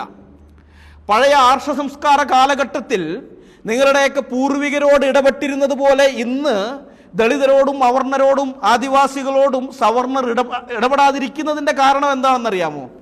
നിങ്ങൾ മതം മാറി ക്രിസ്ത്യാനിയോ മുസ്ലിമോ ആവുമെന്ന് പേടിച്ചിട്ടാ. അതുകൊണ്ട് ആ അവർണരെ അല്ലെങ്കിൽ ദളിതരെ ആദിവാസികളെ നിങ്ങളോട് നമ്മളിപ്പോൾ വായിച്ചു കേട്ടതുപോലെ തിരുവിതാംകൂറിൽ അന്ന് ചെയ്തിരുന്നത് പോലെ ഒന്നും ചെയ്യാത്തത്. കാരണം നിങ്ങൾ മതം മാറി മുസ്ലിങ്ങളായി കഴിഞ്ഞാൽ അല്ലെങ്കിൽ ക്രിസ്ത്യാനി ആയിക്കഴിഞ്ഞാൽ ഹിന്ദു മതത്തിലെ ആൾക്കാരുടെ എണ്ണം കുറയുന്നു, അവിടെ ആൾക്കാരുടെ എണ്ണം കൂടുന്നു. ഇത് ജനാധിപത്യ കാലമാണ്. അധികാരത്തിലെത്തണമെങ്കിൽ ആളെണ്ണം വേണം, ഭൂരിപക്ഷം വേണം, വോട്ട് ഭൂരിപക്ഷം വേണം. അപ്പോൾ ഇവിടെ നിന്ന് ആൾ കുറഞ്ഞ് അപ്പുറത്ത് കൂടിക്കഴിഞ്ഞാൽ അവൻ അധികാരത്തിലെത്താനുള്ള സാധ്യത കൂടുതലാണ്. അതുണ്ടാകാതിരിക്കാൻ വേണ്ടി മാത്രമാണ് നിങ്ങളുടെയൊക്കെ പൂർവികരോട് ഇടപെട്ടതുപോലെ ഇന്ന് ഇവർ നിങ്ങളോട് ഇടപെടാത്തത്. അല്ലാതെ നിങ്ങളോട് സ്നേഹം ഉണ്ടായിട്ടൊന്നുമല്ല. എന്നാൽ ഈ നിർബന്ധിത മതപരിവർത്തന നിരോധനം പാസ്സാക്കിയ സംസ്ഥാനങ്ങളിലുള്ള ആർഷ സംസ്കാര ടീംസിന് നല്ല ധൈര്യമായി. ഇനി ഇവന്മാർ മതം മാറുമെന്ന് പേടിക്കണ്ട, ഇവന്മാർ എന്ത് വേണമെങ്കിലും ചെയ്യാം. ഇവർക്ക് ആകെ രക്ഷപ്പെടാനുള്ള ഒരേ വഴി ഉണ്ടായിരുന്നുള്ളൂ, അത് മതം മാറ്റമാണ്. അത് ഞങ്ങളിവിടെ നിയമം കൊണ്ടുവന്നു, അതിനിപ്പോൾ നടക്കുകയില്ല, അല്ലെങ്കിൽ നടക്കണമെങ്കിൽ കുറേ പാടാണ്. അപ്പോൾ അതുകൊണ്ട് ഇവൻ ഞങ്ങളുടെ കയ്യിൽ നിന്ന് ഇനി രക്ഷപ്പെട്ടു പോകാനുള്ള സാധ്യത കുറവായതുകൊണ്ട് ഇനി ഇവനെ ഉപദ്രവിക്കാം. അതുകൊണ്ടാണ് ഈ മതപരിവർത്തന നിരോധന നിയമം വന്നിരിക്കുന്നത്. നിർബന്ധിത മതപരിവർത്തന നിരോധന നിയമം പാസ്സാക്കിയിരിക്കുന്ന സംസ്ഥാനങ്ങളിലെ അവർണരും ദളിതരും മുൻപത്തേക്കാൾ അധികമായിട്ട് ഇപ്പോൾ പീഡിപ്പിക്കപ്പെടുന്നത്. അപ്പോൾ ഇത് മനസ്സിലാക്കാനുള്ള ബോധം കേരളത്തിലെ അവർണ സംഘികൾക്കും ഇല്ല, ദളിത് സംഘികൾക്കും ഇല്ല, ആദിവാസി സംഘികൾക്കും ഇല്ല. അവർ പറയുന്നത് ഇന്ത്യ ഒട്ടാകെ മതപരിവർത്തന നിരോധന നിയമം കൊണ്ടുവരണമെന്നാണ്. അത് അവിടെ ഉത്തരേന്ത്യയിലെ ചില സംസ്ഥാനങ്ങളിൽ പോരാ, അത് ഇന്ത്യ ഒട്ടാകെ കൊണ്ടുവരണം. അപ്പം അങ്ങനെ പറയുന്ന ദളിത് സംഘികളോടും ആദിവാസി സംഘികളോടും അവർണ സംഘികളോടും ഞാൻ പറയട്ടെ, സഹസ്രാബ്ദങ്ങളായി നിങ്ങളുടെ പൂർവികരെ പീഡിപ്പിച്ചത് ഏത് കാരാഗൃഹത്തിലിട്ടിട്ടാണോ ആ കാരാഗൃഹത്തിൽ നിന്ന് രക്ഷപ്പെടാനുള്ള ഏകവാതിൽ നിങ്ങളെ കൊണ്ട് തന്നെയാണ് അവർ പൂട്ടിപ്പിക്കുന്നത്. നിങ്ങളെ കൊണ്ട് തന്നെ പൂട്ടിപ്പിച്ച് അതിൻ്റെ താക്കോൽ അവർ വലിച്ചെറിഞ്ഞ് കളയാൻ പറയാണ് നിങ്ങളോട്. ഇനി ഒരിക്കലും അതിൽ നിങ്ങൾക്ക് പുറത്തിറങ്ങാൻ പറ്റുകയില്ല. അത് മനസ്സിലാക്കാനുള്ള ബോധം പോലും നിങ്ങൾക്കില്ലാതായി പോയല്ലോ. അവർണ സംഘികളെ, ദളിത് സംഘികളെ, ആദിവാസി സംഘികളെ. നിങ്ങളുടെ വിചാരം ഇതൊക്കെ ക്രിസ്ത്യാനികളെ പൂട്ടാനാണ്, മുസ്ലിങ്ങളെ പൂട്ടാനാണ്. ഞങ്ങളെല്ലാം ഹിന്ദുക്കൾ, നമ്പൂതിരി മുതൽ നായാടി വരെ ഞങ്ങളെല്ലാം ഒന്ന്. ഇല്ല, അങ്ങനെയൊന്നുമല്ല. ഇത് ജനാധിപത്യ യുഗമായതുകൊണ്ട് നിങ്ങളെ ചേർത്ത് നിർത്തുന്നതേ ഉള്ളൂ, അല്ലാതെ നിങ്ങളോട് സ്നേഹം ഉണ്ടായിട്ടൊന്നുമല്ല. കാരണം അവരുടെ മതഗ്രന്ഥങ്ങൾ അതാ പറയുന്നത്. നിങ്ങളോട് എങ്ങനെ ഇടപെടണം എന്നുള്ള കാര്യം അവരുടെ മതഗ്രന്ഥങ്ങളിൽ വ്യക്തമായി എഴുതി വെച്ചിട്ടുണ്ട്. ആ എഴുതി വെച്ചതുപോലെയേ അവർക്ക് ഇടപെടാൻ സാധിക്കുകയുള്ളൂ. ഏതായാലും നമുക്ക് ചരിത്രത്തിലേക്ക് മടങ്ങി വരാം. റിങ്കിൾ ടോബ് തിരുവിതാംകൂറിൽ എത്തിയതിന് ശേഷം അദ്ദേഹത്തെ നശിപ്പിക്കാൻ വേണ്ടി ഹിന്ദുക്കൾ ധാരാളം ശ്രമിച്ചിട്ടുണ്ട്. റിങ്കിൾ ടോബ് തെക്കൻ തിരുവിതാംകൂറിൽ എത്തിയ സമയത്ത് അവിടുത്തെ ജനങ്ങൾ തങ്ങളുടെ ദുരിതങ്ങൾ സർക്കാരിൽ അറിയിക്കാൻ കഴിവുള്ള ഒരു നേതാവിനെ തേടിക്കൊണ്ടിരിക്കുകയായിരുന്നു. അവർക്ക് അങ്ങനെ ഒരു നേതാവ് ഉണ്ടായിരുന്നില്ല. അപ്പോൾ തിരുവിതാംകൂറിലെ ക്രിസ്ത്യൻ മിഷണറിമാർ അവിടുത്തെ നാടാർമാരുടെയും പറയരുടെയും മറ്റ് പിന്നോക്ക വിഭാഗക്കാരുടെയും ജീവിതത്തിൽ വരുത്തിയ മാറ്റങ്ങൾ, തിരുനെൽവേലി അത് തമിഴ്നാട്ടിലുള്ള ക്രിസ്ത്യൻ മിഷണറിമാർ അങ്ങനെ വരുത്തിയ മാറ്റങ്ങളൊക്കെ ഈ തെക്കൻ തിരുവിതാംകൂറിലുള്ള അവർണർ അറിഞ്ഞിരുന്നു, അവർ കേട്ടറിഞ്ഞിരുന്നു. പിന്നെ ചിലരൊക്കെ അവരുടെ ബന്ധുക്കളുടെ വീട്ടിലൊക്കെ പോയപ്പോൾ നേരിട്ട് കണ്ടറിഞ്ഞിട്ടൊക്കെ ഉണ്ട്. അപ്പോൾ അതുകൊണ്ട് തന്നെ അങ്ങനെയുള്ള പ്രവർത്തനങ്ങൾ ഞങ്ങളുടെ ഇടയിലും വേണം, ഞങ്ങളുടെ ജീവിതത്തിൽ ഒരു മാറ്റം വരണം, ഉന്നതി വേണമെന്നൊക്കെ ഇവർ ആഗ്രഹിക്കുന്നുണ്ട്. അപ്പോൾ ഇന്നത്തെ കന്യാകുമാരിയിലുള്ള മൈലാടി എന്ന് പറയുന്ന സ്ഥലത്താണ് റിങ്കിൾ ടോബ് പ്രവർത്തനം ആരംഭിക്കുന്നത്.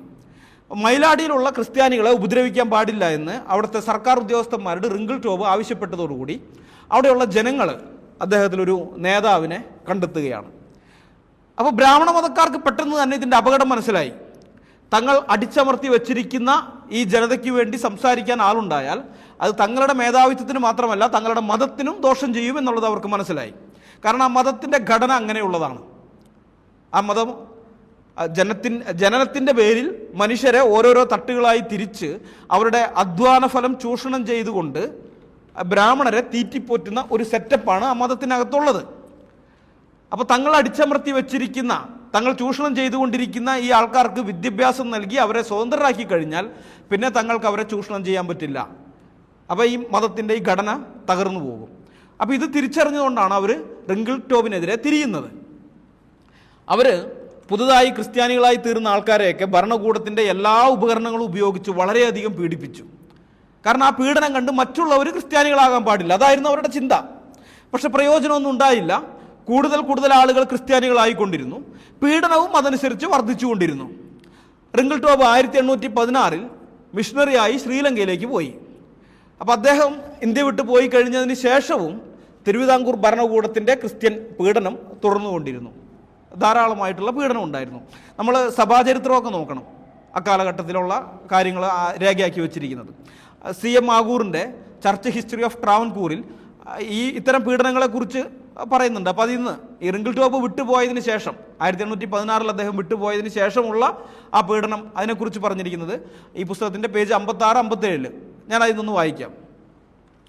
1829 1858 കഠിനമായ പീഡനങ്ങളും ശ്രദ്ധേയമാണ്.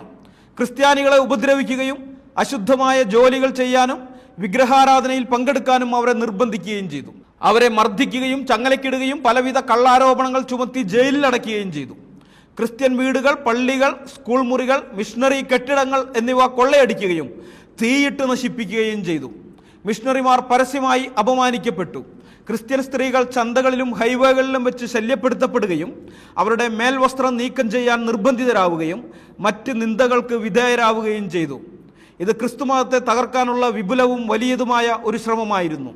ക്രിസ്തീയ മതത്തിൻ്റെ വ്യാപനത്തോട് ജനങ്ങൾ ഒരു തരത്തിലും സഹിഷ്ണുതയുള്ളവരായിരുന്നില്ല എന്ന് ചരിത്രത്തിൽ നിന്നുള്ള ഈ സംഭവങ്ങൾ കാണിക്കുന്നു. CM Agur, church history of Travancore, page 56-57. ഇത് Samuel Mateer land of charity എന്ന് പറയുന്ന പുസ്തകത്തിൻ്റെ 275 പേജിലും ആ പീഡനങ്ങളെക്കുറിച്ച് പറയുന്നുണ്ട്. ഞാനതും ഒന്ന് വായിക്കാം. ക്രിസ്തുമതത്തെ എതിർക്കുന്നവരുടെ ശ്രദ്ധ ആകർഷിക്കുകയും അവരുടെ എതിർപ്പിന് കാരണമാവുകയും ചെയ്തത് സുവിശേഷത്തിൻ്റെ ശ്രദ്ധേയമായ പുരോഗതിയും ക്രിസ്തീയ പ്രവർത്തനങ്ങളുടെ വർധനവും പുതിയ സഭായോഗങ്ങളും മിഷൻ കേന്ദ്രങ്ങളും രൂപപ്പെട്ടതുമാണ്. താമസിയാതെ പീഡനങ്ങളുടെ തീ ആളിക്കത്താൻ തുടങ്ങി. തിരുവിതാംകൂർ മിഷന്റെ ചരിത്രത്തിലുടനീളം ശ്രദ്ധേയമായ ഓരോ പുരോഗതിയും കൈവരിച്ചപ്പോൾ അത് ഹിന്ദുക്കളുടെ ശ്രദ്ധയിൽപ്പെടുകയും അവരുടെ അസൂയയും വിദ്വേഷവും ഉണർത്തുകയും ദൈവിക സത്യത്തിൻ്റെ വ്യാപനം അക്രമത്തിലൂടെയും അതിക്രമത്തിലൂടെയും തടയാൻ ശ്രമങ്ങൾ നടക്കുകയും ചെയ്യുന്നതായി കാണപ്പെട്ടിട്ടുണ്ട്. Samuel Mateer, the land of charity, page 275. സുവിശേഷത്തിൻ്റെ ശത്രുക്കൾക്ക് തിരിച്ചറിയാനോ മനസ്സിലാക്കാനോ പറ്റാത്തൊരു കാര്യമുണ്ട്. ക്രിസ്ത്യാനികൾക്കെതിരെ പീഡനങ്ങൾ എത്രത്തോളം ഉണ്ടാകുമോ അത്രത്തോളം ക്രിസ്ത്യാനിറ്റി വളരും. എത്രത്തോളം നിങ്ങൾ ഉപദ്രവിക്കുന്നുവോ, എത്രത്തോളം നിങ്ങൾ പീഡിപ്പിക്കുന്നുവോ, എത്രത്തോളം നിങ്ങൾ ഇല്ലാതാക്കാൻ ശ്രമിക്കുന്നുവോ അത്രത്തോളം ക്രിസ്ത്യാനിറ്റി വളർന്നുകൊണ്ടേയിരിക്കും. ക്രിസ്ത്യാനികളെ ജയിലിൽ കൊണ്ടിട്ടാൽ ജയിൽ സൂപ്രണ്ടിനോട് സുവിശേഷം പറഞ്ഞ് ക്രിസ്തുവിലേക്ക് അവർ ക്ഷണിക്കും. അത് ഇക്കാലത്ത് പലയിടങ്ങളിലുണ്ട്. ഇറാൻ പോലെയുള്ള പലയിടങ്ങളിലും ഇത് നടക്കുന്നുണ്ട്. ഇന്ന് മാത്രമല്ല പണ്ടുമുണ്ട്, നമ്മൾ ബൈബിളിലും കാണുന്നുണ്ടല്ലോ, അപ്പോസ്തല പ്രവൃത്തി കാണുന്നുണ്ട്. സുവിശേഷ വിരോധികൾ പൗലോസിനെയും ശീലാസിനെയും ഫിലിപ്പിയിലെ കാരാഗൃഹത്തിലടച്ചു. ഇനി ഇവരെ കൊണ്ട് ശല്യമൊന്നും ഉണ്ടാവുകയില്ല എന്ന് വിചാരിച്ച് സുവിശേഷ വിരോധികൾ സമാധാനത്തോടെ വീട്ടിലേക്ക് പോയി രാത്രി കിടന്നുറങ്ങി. പിറ്റേ ദിവസം നേരം വെളുത്ത് വന്നപ്പിണ്ടടാ, ദേ ആ കാരാഗൃഹത്തിന്റെ പ്രമാണി സൂപ്രണ്ട്, ജയിൽ സൂപ്രണ്ട് ക്രിസ്ത്യാനിയായിരിക്കുന്നു. അവൻ മാത്രമല്ല അവൻ്റെ കുടുംബവും ക്രിസ്ത്യാനിയായി നിൽക്കുന്നു. അത് കഴിഞ്ഞ് പൗലോസിനെ റോമിൽ തടവിക്കൊണ്ടുപോയിട്ടു. റോമിൽ അന്നേരം സീസറിന്റെ കൊട്ടാരത്തിലുള്ളവർ, കൈസറിന്റെ കൊട്ടാരത്തിലുള്ളവരോട് സുവിശേഷം പറഞ്ഞ് അവരെയും ക്രിസ്ത്യാനികളാക്കി. ഫിലിപ്പർക്ക് എഴുതിയ ലേഖനത്തിൽ പൗലോസ് വന്ദനം ചെയ്യുന്ന കാര്യം പറയുന്നുണ്ട്. കൈസറുടെ അരമനയിലുള്ള വിശുദ്ധന്മാർ നിങ്ങളെ വന്ദനം ചെയ്യുന്നു എന്ന്. അപ്പോൾ കൈസറുടെ അരമനയിൽ എന്തുണ്ട്? ക്രിസ്ത്യാനികളുണ്ട്. മനസ്സിലായോ? അപ്പോൾ ഇതാണ് സുവിശേഷത്തിന്റെ ശക്തി, ഇതാണ് ക്രിസ്ത്യാനിറ്റിയുടെ വിജയം എന്ന് പറയുന്നത്. പീഡനത്തിന് മുമ്പിൽ ഭയന്ന് ഓടിപ്പോകുന്നവരോ പരാജയപ്പെട്ട് മടങ്ങുന്നവരോ അല്ല ക്രിസ്ത്യാനികൾ. നിങ്ങൾ എത്രത്തോളം പീഡിപ്പിക്കാൻ ശ്രമിക്കുന്നുവോ അത്രത്തോളം ഞങ്ങൾ ശക്തി പ്രാപിക്കും. കാരണം പീഡനം കൂടുതലായി ഉണ്ടാകും തോറും മനുഷ്യനിലുള്ള ആശ്രയം വെടിഞ്ഞ് ദൈവത്തിൽ ആശ്രയം വെക്കാൻ തുടങ്ങും. ഓരോ ക്രിസ്ത്യാനി അവന് മനസ്സിലാവും എല്ലാവർക്കും പീഡനമാണ്, തങ്ങളെ രക്ഷിക്കാൻ ആരെങ്കിലും ഉണ്ടെങ്കിൽ അവനും പീഡനത്തിന് വിധേയമാണ്. അപ്പോൾ അവിടെ നിന്നൊന്നും സഹായം പ്രതീക്ഷിച്ചിട്ട് കാര്യമില്ല, ഇനി ദൈവത്തിങ്കിലേക്ക് തന്നെ തിരിയുക. അപ്പോൾ എല്ലാവരും ഏക മനസ്സോടെ ദൈവത്തിങ്കിലേക്ക് നോക്കി പ്രാർത്ഥിക്കുമ്പോൾ, ദൈവത്തോട് കരഞ്ഞ് നിലവിളിക്കുമ്പോൾ ദൈവം പ്രവർത്തിക്കും. ദൈവത്തിൻ്റെ ആത്മാവിൻ്റെ പ്രവർത്തനം അവിടെ ഉണ്ടാകും, അത് മാറ്റം കൊണ്ടുവരും. ഇത് പൗലോസിൻ്റെ ശീലാസിൻ്റെ കാര്യമൊക്കെ ഞാൻ പറഞ്ഞല്ലോ. അത് റിങ്കിൾ ടോപ്പ് അങ്ങനെ തന്നെയുള്ളൊരു മനുഷ്യനായിരുന്നു. ഈ റിങ്കിൾ ടോപ്പ് അധസ്ഥിത ജനങ്ങൾക്കിടയിലാണ് പ്രധാനമായും പ്രവർത്തിച്ചതെന്ന് ഞാൻ പറഞ്ഞല്ലോ. എന്നാൽ ചില സമയത്ത് അദ്ദേഹം ഉന്നത ജാതികളായിരിക്കുന്ന ആൾക്കാരുടെ അടുക്കിലേക്ക് പോയിട്ടുണ്ട്. ഉന്നത ജാതികൾ എന്ന് പറയുന്ന ആളുകൾ അവരുടെ അടുക്കിലേക്ക് പോയിട്ടുണ്ട്, അവരുടെ അടുക്ക് ചെന്ന് സുവിശേഷമൊക്കെ പറഞ്ഞിട്ടുണ്ട്. അത് കേവലം ജാതിയിലുള്ള ഔന്നത്യം മാത്രമല്ല ഞാൻ പറയുന്നത്, അവർ ഇരിക്കുന്ന പൊസിഷൻ, ജോലി ചെയ്യുന്ന പൊസിഷൻ, രാജകൊട്ടാരത്തിലോ ഉയർന്ന പൊസിഷനിൽ ഇരിക്കുന്ന ആൾക്കാർ, അങ്ങനെയുള്ളവരുടെ അടുക്കിലേക്കൊക്കെ പോയിട്ടുണ്ട്. തിരുവിതാംകൂർ സർക്കാർ ക്രിസ്ത്യാനികളെ ഉപദ്രവിച്ചു കൊണ്ടിരുന്ന കാലത്ത് റിങ്കിൾ ടോപ്പ് അന്നത്തെ ദിവാനായിരുന്ന ഉമ്മിണിത്തമ്പിയുടെ സഹോദരൻ്റെ അടുത്ത് നിന്ന് സുവിശേഷം പറഞ്ഞു. ഉമ്മിണിത്തമ്പിയുടെ സഹോദരനെ സുവിശേഷം പറഞ്ഞ് ക്രിസ്ത്യാനിയാക്കി സ്നാനപ്പെടുത്തുകയും ചെയ്തു റിങ്കിൾ ടോപ്പ്. ഇവിടെ ഇതേ ഉമ്മിണിത്തമ്പിയും കൂട്ടരും ക്രിസ്ത്യാനികളെ കൊല്ലാൻ നടക്കുകയാണ്. അന്നേരം അപ്പുറത്ത് സഹോദരനെ ക്രിസ്ത്യാനിയാക്കി. ഞാനത് CM ആഗൂറിൻ്റെ ചർച്ച് ഹിസ്റ്ററി ഓഫ് ട്രാവൻകൂറിൽ നിന്ന് വായിക്കാം. പേജ് 56 എഴുതിയിരിക്കുന്നത് ഇങ്ങനെയാണ്. ഏകദേശം 1811 ദിവാൻ ഉമ്മിണിത്തമ്പിയുടെ സഹോദരൻ സാമുവൽ തമ്പി എന്ന പേരിൽ മിസ്റ്റർ റിങ്കിൾ ടോപ്പിന്റെ കൈകളാൽ മാമോദിസ സ്വീകരിച്ചപ്പോൾ നാട്ടുകാരിൽ നിന്നും കൊട്ടാരത്തിൽ നിന്നും കഠിനമായ എതിർപ്പ് നേരിട്ടു. ഈ മതം മാറിയ വ്യക്തി കഠോരമായ പീഡനങ്ങൾക്കിരയായി. അദ്ദേഹത്തിന് സ്വത്തും കൊട്ടാരത്തിൽ നിന്നുള്ള അലവൻസും നിഷേധിക്കപ്പെട്ടു. കുറച്ച് വർഷങ്ങൾക്ക് ശേഷം സാമുവൽ തമ്പി ദുരൂഹ സാഹചര്യത്തിൽ അപ്രത്യക്ഷനായി. അദ്ദേഹം ആക്രമിക്കപ്പെട്ട് കൊല ചെയ്യപ്പെട്ടു എന്ന് പലരും സംശയിക്കുന്നു. CM Agur church history of Travancore page 56. ഇതാണ് ഞങ്ങൾ വിശ്വസിക്കുന്ന ദൈവം പ്രവർത്തിക്കുന്ന വിധം. ആരെങ്കിലും സുവിശേഷത്തെ എതിർക്കുമ്പോൾ സുവിശേഷത്തിൽ വിശ്വസിക്കുന്ന ക്രിസ്ത്യാനികളെയും സുവിശേഷം അറിയിക്കുന്ന ആളുകളെയും നശിപ്പിക്കാൻ വേണ്ടി പ്രവർത്തിക്കുമ്പോൾ അവരുടെ കുടുംബത്തിനകത്ത് സുവിശേഷത്തിൽ വിശ്വസിക്കുന്നവരെ എഴുന്നേൽപ്പിക്കാൻ ശക്തിയുള്ളവനാണ് ഞങ്ങൾ വിശ്വസിക്കുന്ന കർത്താവായ യേശു ക്രിസ്തു. ചരിത്രത്തിൽ അങ്ങനെയുള്ള ധാരാളം സംഭവങ്ങൾ ഉണ്ടായിട്ടുണ്ട്, ഇഷ്ടം പോലെ ഇന്നും ഉണ്ടായിക്കൊണ്ടിരിക്കുന്നുണ്ട് പലയിടങ്ങളിലും. അത് ചരിത്രത്തിൽ നമ്മൾ തിരുവിതാംകൂർ രാജവംശത്തിലും അത് കാണുന്നു. ദിവാൻ ഉമ്മിണിത്തമ്പിയുടെ സഹോദരനെ ക്രിസ്ത്യാനിയാക്കി മാറ്റി. അപ്പം ഞങ്ങളുടെ ദൈവമായ കർത്താവ് ഞങ്ങൾക്ക് വിജയം തരുന്നത് അങ്ങനെയൊക്കെയാണ്. മനസ്സിലായോ? നിങ്ങൾക്ക് ഞങ്ങളെ ഉപദ്രവിക്കാൻ പറ്റും, തല്ലാൻ പറ്റും, കൊല്ലാൻ പറ്റും, ഭൂമിയിൽ നിന്ന് ഇല്ലാതാക്കാൻ പറ്റും, പക്ഷെ ഞങ്ങളെ തോൽപ്പിക്കാൻ പറ്റുകയില്ല. ഞങ്ങൾ മരിക്കുന്നത് ഞങ്ങളെ സംബന്ധിച്ച് പരാജയമല്ല, അത് വിജയമായിട്ട് തന്നെയാണ് ഞങ്ങൾ കാണുന്നത്. കർത്താവിന് വേണ്ടി നിന്ന് രക്തസാക്ഷിയാവുക എന്ന് പറയുന്നതിനേക്കാൾ വലിയൊരു കാര്യം ഒരു ക്രിസ്ത്യാനിയുടെ ജീവിതത്തിലില്ല. അതുകൊണ്ട് ഞങ്ങളെ സംബന്ധിച്ച് അത് വിജയമാണ്. അപ്പം ഞങ്ങൾക്ക് ദൈവം വിജയം തരുന്നത് ഇങ്ങനെയൊക്കെയാണ്. നിങ്ങളുടെ കൂട്ടത്തിലുള്ളവരെ തന്നെ ക്രിസ്ത്യാനികളാക്കി തരും. മനസ്സിലായോ? ഇനി ശശികല ടീച്ചർ പറയുന്ന രണ്ടാമത്തെ കാര്യമുണ്ട്. ക്രിസ്ത്യാനികൾക്ക് ഹൈന്ദവ ഭരണാധികാരികൾ ആരാധനാ സ്വാതന്ത്ര്യം നൽകിയിരുന്നു എന്നുള്ളതാണത്. ഹിന്ദുക്കളുടെ മതസഹിഷ്ണുത പോലെ തന്നെയുള്ള ഒരു വലിയ നുണയാണ് അതും, ആരാധനാ സ്വാതന്ത്ര്യം നൽകി എന്ന് പറയുന്നത്. ഏതായാലും അതിൻ്റെ ചരിത്രം വിശദമായിട്ട് പറയാൻ ഇപ്പോൾ സമയമില്ല, പിന്നീട് സാക്ഷിയുടെ മറ്റൊരു മീറ്റിങ്ങിൽ അതിനെക്കുറിച്ച് പറയുന്നതാണ്. എങ്കിലും ഞാൻ ഒരു ഹിന്റ് തരാം. നിങ്ങളിപ്പോൾ ഈ കാണുന്ന കെട്ടിടം ഉണ്ടല്ലോ, സ്ക്രീനിൽ നിങ്ങൾ കാണുന്ന കെട്ടിടം, ഇതാണ് തിരുവിതാംകൂറിലെ ആദ്യത്തെ പ്രൊട്ടസ്റ്റന്റ് പള്ളി. റിങ്കിൾ ടോപ്പ് മൈലാടിയിൽ പണിതത്. മൈലാടിയിൽ ഈ ഒരു കെട്ടിടം പണിയാൻ വേണ്ടി റിങ്കിൾ ടോപ്പും പണിയിപ്പിക്കാതിരിക്കാൻ വേണ്ടി ബ്രാഹ്മണരും ദിവാനും ശ്രമിച്ചതിന് കയ്യും കണക്കുമില്ല. അതിൻ്റെ ചരിത്രം വിശദമായിട്ട് പറയേണ്ടുന്ന ഒന്നാണ്. ഞാൻ പറഞ്ഞല്ലോ, ദൈവം അനുവദിച്ച വേറൊരു മീറ്റിങ്ങിൽ അത് പറയാം. എങ്കിലും ആ കഷ്ടപ്പാട് മനസ്സിലാക്കാൻ ഞാൻ RN യേശുദാസ് എഴുതിയ ഒരു ജനതയുടെ ഐതിഹാസിക പോരാട്ടം തിരുവിതാംകൂറിൽ എന്ന പുസ്തകത്തിൻ്റെ പേജ് 11 നിന്നൊരു ഭാഗം വായിക്കാം. CM ആഗൂറിൻ്റെ വാക്കുകൾ അനുസരിച്ച് 9 പുരോഹിതന്മാരും സ്ത്രീകളും കുഞ്ഞുങ്ങളും പുരുഷന്മാരും അടക്കം 3000-ലധികം വരുന്ന ക്രിസ്ത്യാനികൾ അംഗവിച്ഛേദം ചെയ്യപ്പെടുകയും കശാപ്പ് ചെയ്യപ്പെടുകയും ഭേദ്യം ചെയ്യപ്പെടുകയും തടാകങ്ങളിൽ എറിയപ്പെടുകയും ഉണ്ടായി.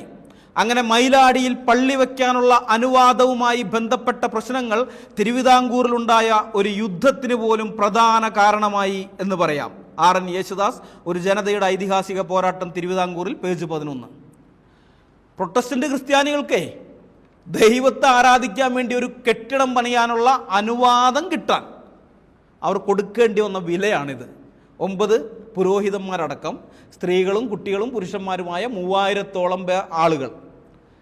അവരിൽ ചിലരുടെ കൈ പോയി, ചിലരുടെ കാല് പോയി, ചിലരുടെ കാത് പോയി, ചിലരുടെ കണ്ണ് പോയി.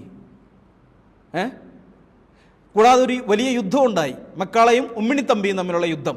അതിൻ്റെ അടിസ്ഥാന കാരണം തന്നെ ഇതാണ്, പള്ളി വയ്ക്കാനുള്ള അനുവാദം അതിനു വേണ്ടിയിട്ടാണ്. അപ്പോൾ ചരിത്രം ഇതായിരിക്കെ ശശികല ടീച്ചറെ പോലെയുള്ളവർ പറയുകയാണ്, ഈ നാട്ടിൽ ക്രിസ്ത്യാനികൾക്ക് എല്ലാ സുഖ സൗകര്യങ്ങളും ഹിന്ദുക്കൾ ചെയ്തു കൊടുത്തിട്ടുണ്ട്, അവർക്ക് ആരാധനാ സ്വാതന്ത്ര്യം കൊടുത്തിട്ടുണ്ട്, എല്ലാവരും ചെയ്തു കൊടുത്തിട്ടുണ്ടെന്ന്.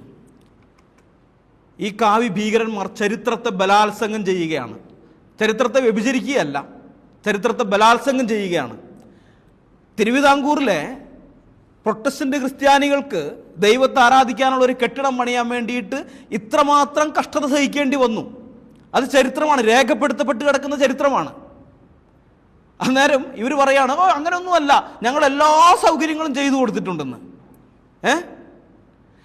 ഈ ചരിത്രത്തിലുള്ള ക്രിസ്ത്യാനികളുടെ അതുപോലെ പൊതുജനങ്ങളുടെയൊക്കെ അജ്ഞതയെ ഇവർ സമർത്ഥമായി മുതലെടുപ്പ് നടത്തുകയാണ്. ഈ ചരിത്രമൊക്കെ നമ്മൾ വായിച്ചിരിക്കേണ്ടതാണ്. ആഗൂറിൻ്റെ ക്രൈസ്തവ ചരിത്രമായാലും മറ്റ് ക്രൈസ്തവ ചരിത്രങ്ങളും അതെല്ലാം, തിരുവിതാംകൂറിൻ്റെ തിരുവിതാംകൂറിൻ്റെ അല്ല, കൊച്ചിയുടെ ആയാലും മലബാറിൻ്റെ ആയാലും ഇന്ത്യയുടെ ആയാലും ചരിത്രത്തിൽ എന്താണ് സംഭവിച്ചതെന്ന് നമ്മൾ അറിയണം. കാരണം ഇവർ ഈ ചരിത്രം പറഞ്ഞിട്ടാണ് ആൾക്കാരെ വഞ്ചിക്കുന്നത്. ഈ കാവ്യ ഭീകരന്മാരെ ചരിത്രം പറഞ്ഞിട്ടാണ് കള്ളക്കഥ പ്രചരിപ്പിക്കുന്നത്. അപ്പം ഇത് അങ്ങനെ തന്നെ ഏറ്റു പറഞ്ഞുകൊണ്ട് നടക്കുന്ന സുവിശേഷകന്മാരും പാസ്റ്റർമാരും മൂപ്പന്മാരും പള്ളിയിലച്ചന്മാരും ഉണ്ട്. അതാണ് അതിനേക്കാളും വലിയ ദുര്യോഗം എന്ന് പറയുന്നത്. ഞാൻ പറഞ്ഞല്ല, ഈ അജ്ഞത എന്ന അന്ധകാരത്തിൻ്റെ മറവിൽ ചരിത്രത്തെ ബലാത്സംഗം ചെയ്യുകയാണ് കാവ്യ ഭീകരന്മാർ. അന്നേരം ഈ ടീമുകൾ, ഈ പറഞ്ഞ അച്ഛന്മാരായാലും പാസ്റ്റർമാരായാലും സുവിശേഷകന്മാരായാലും മൂപ്പന്മാരായാലും ഇവരൊക്കെ എന്താ ചെയ്യുന്നത്? ഇവർ പോയിട്ട് ചൂട്ട് പിടിച്ചു കൊടുക്കുകയാണ്. ഇതിന് ബലാത്സംഗം ചെയ്യുമ്പോൾ അത് കണ്ട് തടയേണ്ടവനാണ് ഏതൊരു മനുഷ്യനും. ക്രിസ്ത്യാനി എന്നുള്ള പോട്ടെ, ക്രിസ്ത്യാനി തടയണം എന്നുള്ളതല്ല, മനുഷ്യത്വമുള്ള ഏതൊരുത്തിനും ഒരു ബലാത്സംഗം കണ്ടാൽ തടയേണ്ടവനാണ്, അല്ലാതെ ചൂട്ട് പിടിച്ചു കൊടുക്കല്ല വേണ്ടത്. ഇവരതാ ചെയ്യുന്നത്. ചരിത്രത്തെ അവർ ബലാത്സംഗം ചെയ്യുമ്പോൾ ഇവർ ചൂട്ട് പിടിച്ചു കൊടുക്കുന്നു. അയ്യോ, കഷ്ടം തന്നെ. നിങ്ങളുടെ പ്രസംഗത്തിനകത്ത് ഇല്ലാത്ത കാര്യങ്ങൾ പറയുമ്പോഴാണ് ഈ പ്രശ്നം വരുന്നത്. ഇപ്പോൾ നിങ്ങളുടെ പാസ്റ്റർമാരായാലും സുവിശേഷന്മാരായാലും പ്രസംഗിക്കുന്ന സമയത്ത് നിങ്ങളിതൊന്നും പറഞ്ഞില്ലെങ്കിൽ, അതായത് ഹിന്ദുക്കൾക്ക് ഇത്ര വലിയ കാര്യങ്ങൾ ഇവിടെ ചെയ്തു തന്നിട്ടുള്ള കാര്യമൊന്നും നിങ്ങൾ പറഞ്ഞില്ലെങ്കിൽ ഒരാൾ നിങ്ങളോട് ചോദിക്കാൻ പോകുന്നില്ല, നിങ്ങളെന്താ ആ കാര്യം പറയാതിരുന്നതെന്നൊന്നും ചോദിക്കുകയില്ല. കാരണം നടക്കാത്ത കാര്യമാണ്. നടക്കാത്ത കാര്യം പറഞ്ഞാത്ത എന്താണെന്ന് ആരും ചോദിക്കാൻ പോകുന്നില്ല. പക്ഷേ നടക്കാത്ത കാര്യം നടന്നിട്ടുണ്ടെന്നും പറഞ്ഞ് ചരിത്രത്തിനെ നിങ്ങൾ വളച്ചൊടിച്ചുകൊണ്ട്, അല്ലെങ്കിൽ അവർ വളച്ചൊടിച്ചുകൊണ്ട് പറയുമ്പോൾ, അവിടെ ചരിത്രത്തെ വ്യഭിചരിച്ചും ബലാത്സംഗം ചെയ്യും ഓരോ കാര്യങ്ങൾ അവർ പറഞ്ഞുകൊണ്ടിരിക്കുമ്പോൾ അതങ്ങനെ തന്നെ നിങ്ങൾ ഏറ്റുപാടുന്നത് അത് ഈ ജനങ്ങളോട്, നിങ്ങളെ കേട്ടുകൊണ്ടിരിക്കുന്ന ജനങ്ങളോട് നിങ്ങൾ കാണിക്കുന്ന വഞ്ചനയാണ്. നിങ്ങളതിന് കണക്ക് പറയേണ്ടി വരും, ദൈവം മുമ്പാകെ കണക്ക് പറയേണ്ടി വരും. ഈ കാവ്യ ഭീകരന്മാരിത് ചെയ്യുന്നതിൽ എനിക്ക് അത്ഭുതമൊന്നുമില്ല. അവർ ചരിത്രത്തെ വ്യഭിചരിച്ചും വളച്ചൊടിച്ചും ബലാത്സംഗം ചെയ്തും തന്നെയാണ് ഇത്ര എത്തിയിരിക്കുന്നത്. ഇന്ന് അവർ എത്തിയിരിക്കുന്ന ആ ഭരണത്തിൻ്റെ ഔന്നത്യത്തിലായാലും ശരി, മറ്റെവിടെ ആയാലും ശരി, അതെല്ലാം എത്തിയത് ചരിത്രത്തെ തമസ്കരിച്ചിട്ട് തന്നെയാണ്, ചരിത്രത്തെ വളച്ചൊടിച്ചിട്ടാണ്, ചരിത്രത്തെ അപനിർമ്മിച്ചിട്ടാണ്.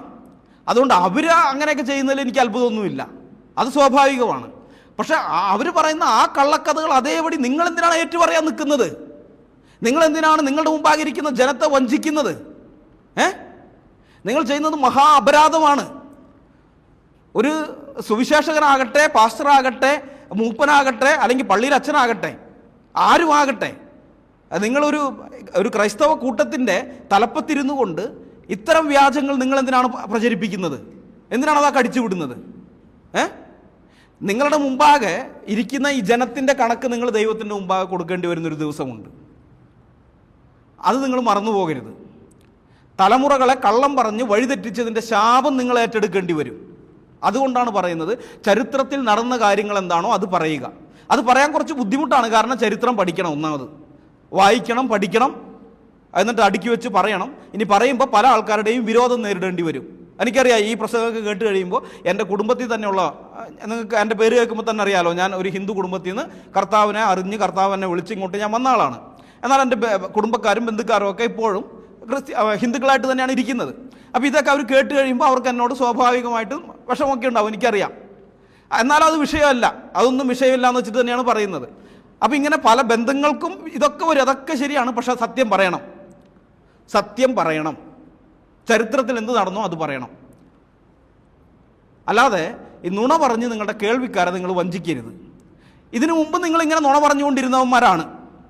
അല്ലാഹുവും യഹോവയും ഒന്നാണ്, ആ യേശുവും ഈസയും ഒന്നാണെന്നൊക്കെ പറഞ്ഞുകൊണ്ട് നിങ്ങൾ അന്ന് മുസ്ലിങ്ങളോടെ അവരുടെ ഗുഡ് ബുക്കിൽ ഇടം പിടിക്കാൻ പോയ ആൾക്കാരാണ് നിങ്ങൾ.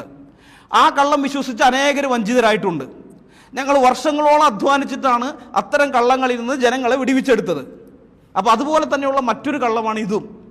ഹിന്ദുക്കൾ ക്രിസ്ത്യാനികളോട് മതസഹിഷ്ണുത കാണിച്ചിട്ടുണ്ടെന്നുള്ളത്. കാവ്യഭീകരന്മാർ അത് പറയട്ടേന്നേ, ആ കള്ളം പറയാൻ വേണ്ടി തന്നെയാണ് അവർ ജനിച്ചിരിക്കുന്നത്, അവർ അത് തന്നെ പറയുകയുള്ളൂ. പക്ഷെ സത്യത്തിന് സാക്ഷി നിൽക്കേണ്ടുന്ന നിങ്ങൾ, സത്യത്തിൻ്റെ ആളത്വമായ യേശുക്രിസ്തുവിൽ വിശ്വസിക്കുന്നു എന്ന് പറയുന്ന നിങ്ങൾ, കാവ്യഭീകരന്മാർ പറയുന്ന കള്ളം പ്രചരിപ്പിക്കാൻ പാടുള്ളതല്ല. ആ കള്ളം നിങ്ങൾ ഏറ്റുപറയുന്നവരാകരുത്. യേശുക്രിസ്തു നിങ്ങളുടെ കൈകളിൽ ഏൽപ്പിച്ചിരിക്കുന്ന ആടുകളുടെ കാര്യത്തിൽ നിങ്ങൾക്കൊരു ഉത്തരവാദിത്തമുണ്ട്. ദൈവം മുമ്പാകെ നിങ്ങൾ അവരുടെ കണക്ക് കൊടുക്കേണ്ടതാണ്. ആ ഉത്തരവാദിത്തം ദൈവം മുമ്പാകെ നിങ്ങൾക്ക് എപ്പോഴും ഉണ്ട്, അത് മറക്കരുത്. ആ ചിന്ത നിങ്ങൾക്ക് എപ്പോഴും ഉണ്ടായിരിക്കണം. ഞാൻ ഈ ഖണ്ഡന പ്രസംഗം ഇവിടെ അവസാനിപ്പിക്കുകയാണ്. ക്രിസ്ത്യാനികളായ ഞങ്ങൾ വിദേശത്തു നിന്നും വന്നവരൊന്നുമല്ല എന്നുള്ള കാര്യം സംഘികളോട് ഒരിക്കൽ കൂടെ ആവർത്തിച്ച് പറയട്ടെ. ഞങ്ങൾ ഈ നാട്ടിൽ ജനിച്ച് വളർന്ന ആൾക്കാരാണ്, ഈ മണ്ണിൻ്റെ മക്കളാണ്. ഞങ്ങൾ ഹിന്ദു രാഷ്ട്രത്തിലെ പ്രജകളല്ല, മതേതര ജനാധിപത്യ ഇന്ത്യയിലെ പൗരന്മാരാണ്. ഇന്ത്യൻ ഭരണഘടന അതിലെ പൗരന്മാർക്ക് നൽകിയിരിക്കുന്ന മൗലിക അവകാശങ്ങളിൽ ഒന്നാണ് ഇഷ്ടമുള്ള മതം വിശ്വസിക്കാനും അത് പ്രാക്ടീസ് ചെയ്യാനും അത് പ്രചരിപ്പിക്കാനുമുള്ള സ്വാതന്ത്ര്യം. ഭരണഘടന ഞങ്ങൾക്ക് നൽകിയിരിക്കുന്നതാണ്. ഇന്ത്യൻ ഭരണഘടനയുടെ 25-ാം അനുച്ഛേദം വായിച്ചാൽ മതി, ആർട്ടിക്കിൾ 25 വായിച്ചാൽ മതി. ഞാൻ ഈ പറഞ്ഞത് അവിടെ കാണും. ഇഷ്ടമുള്ള മതം വിശ്വസിക്കാനും അത് ആചരിക്കാനും അത് പ്രചരിപ്പിക്കാനുമുള്ള സ്വാതന്ത്ര്യം അതവിടെ കാണും, വായിച്ചാൽ മതി.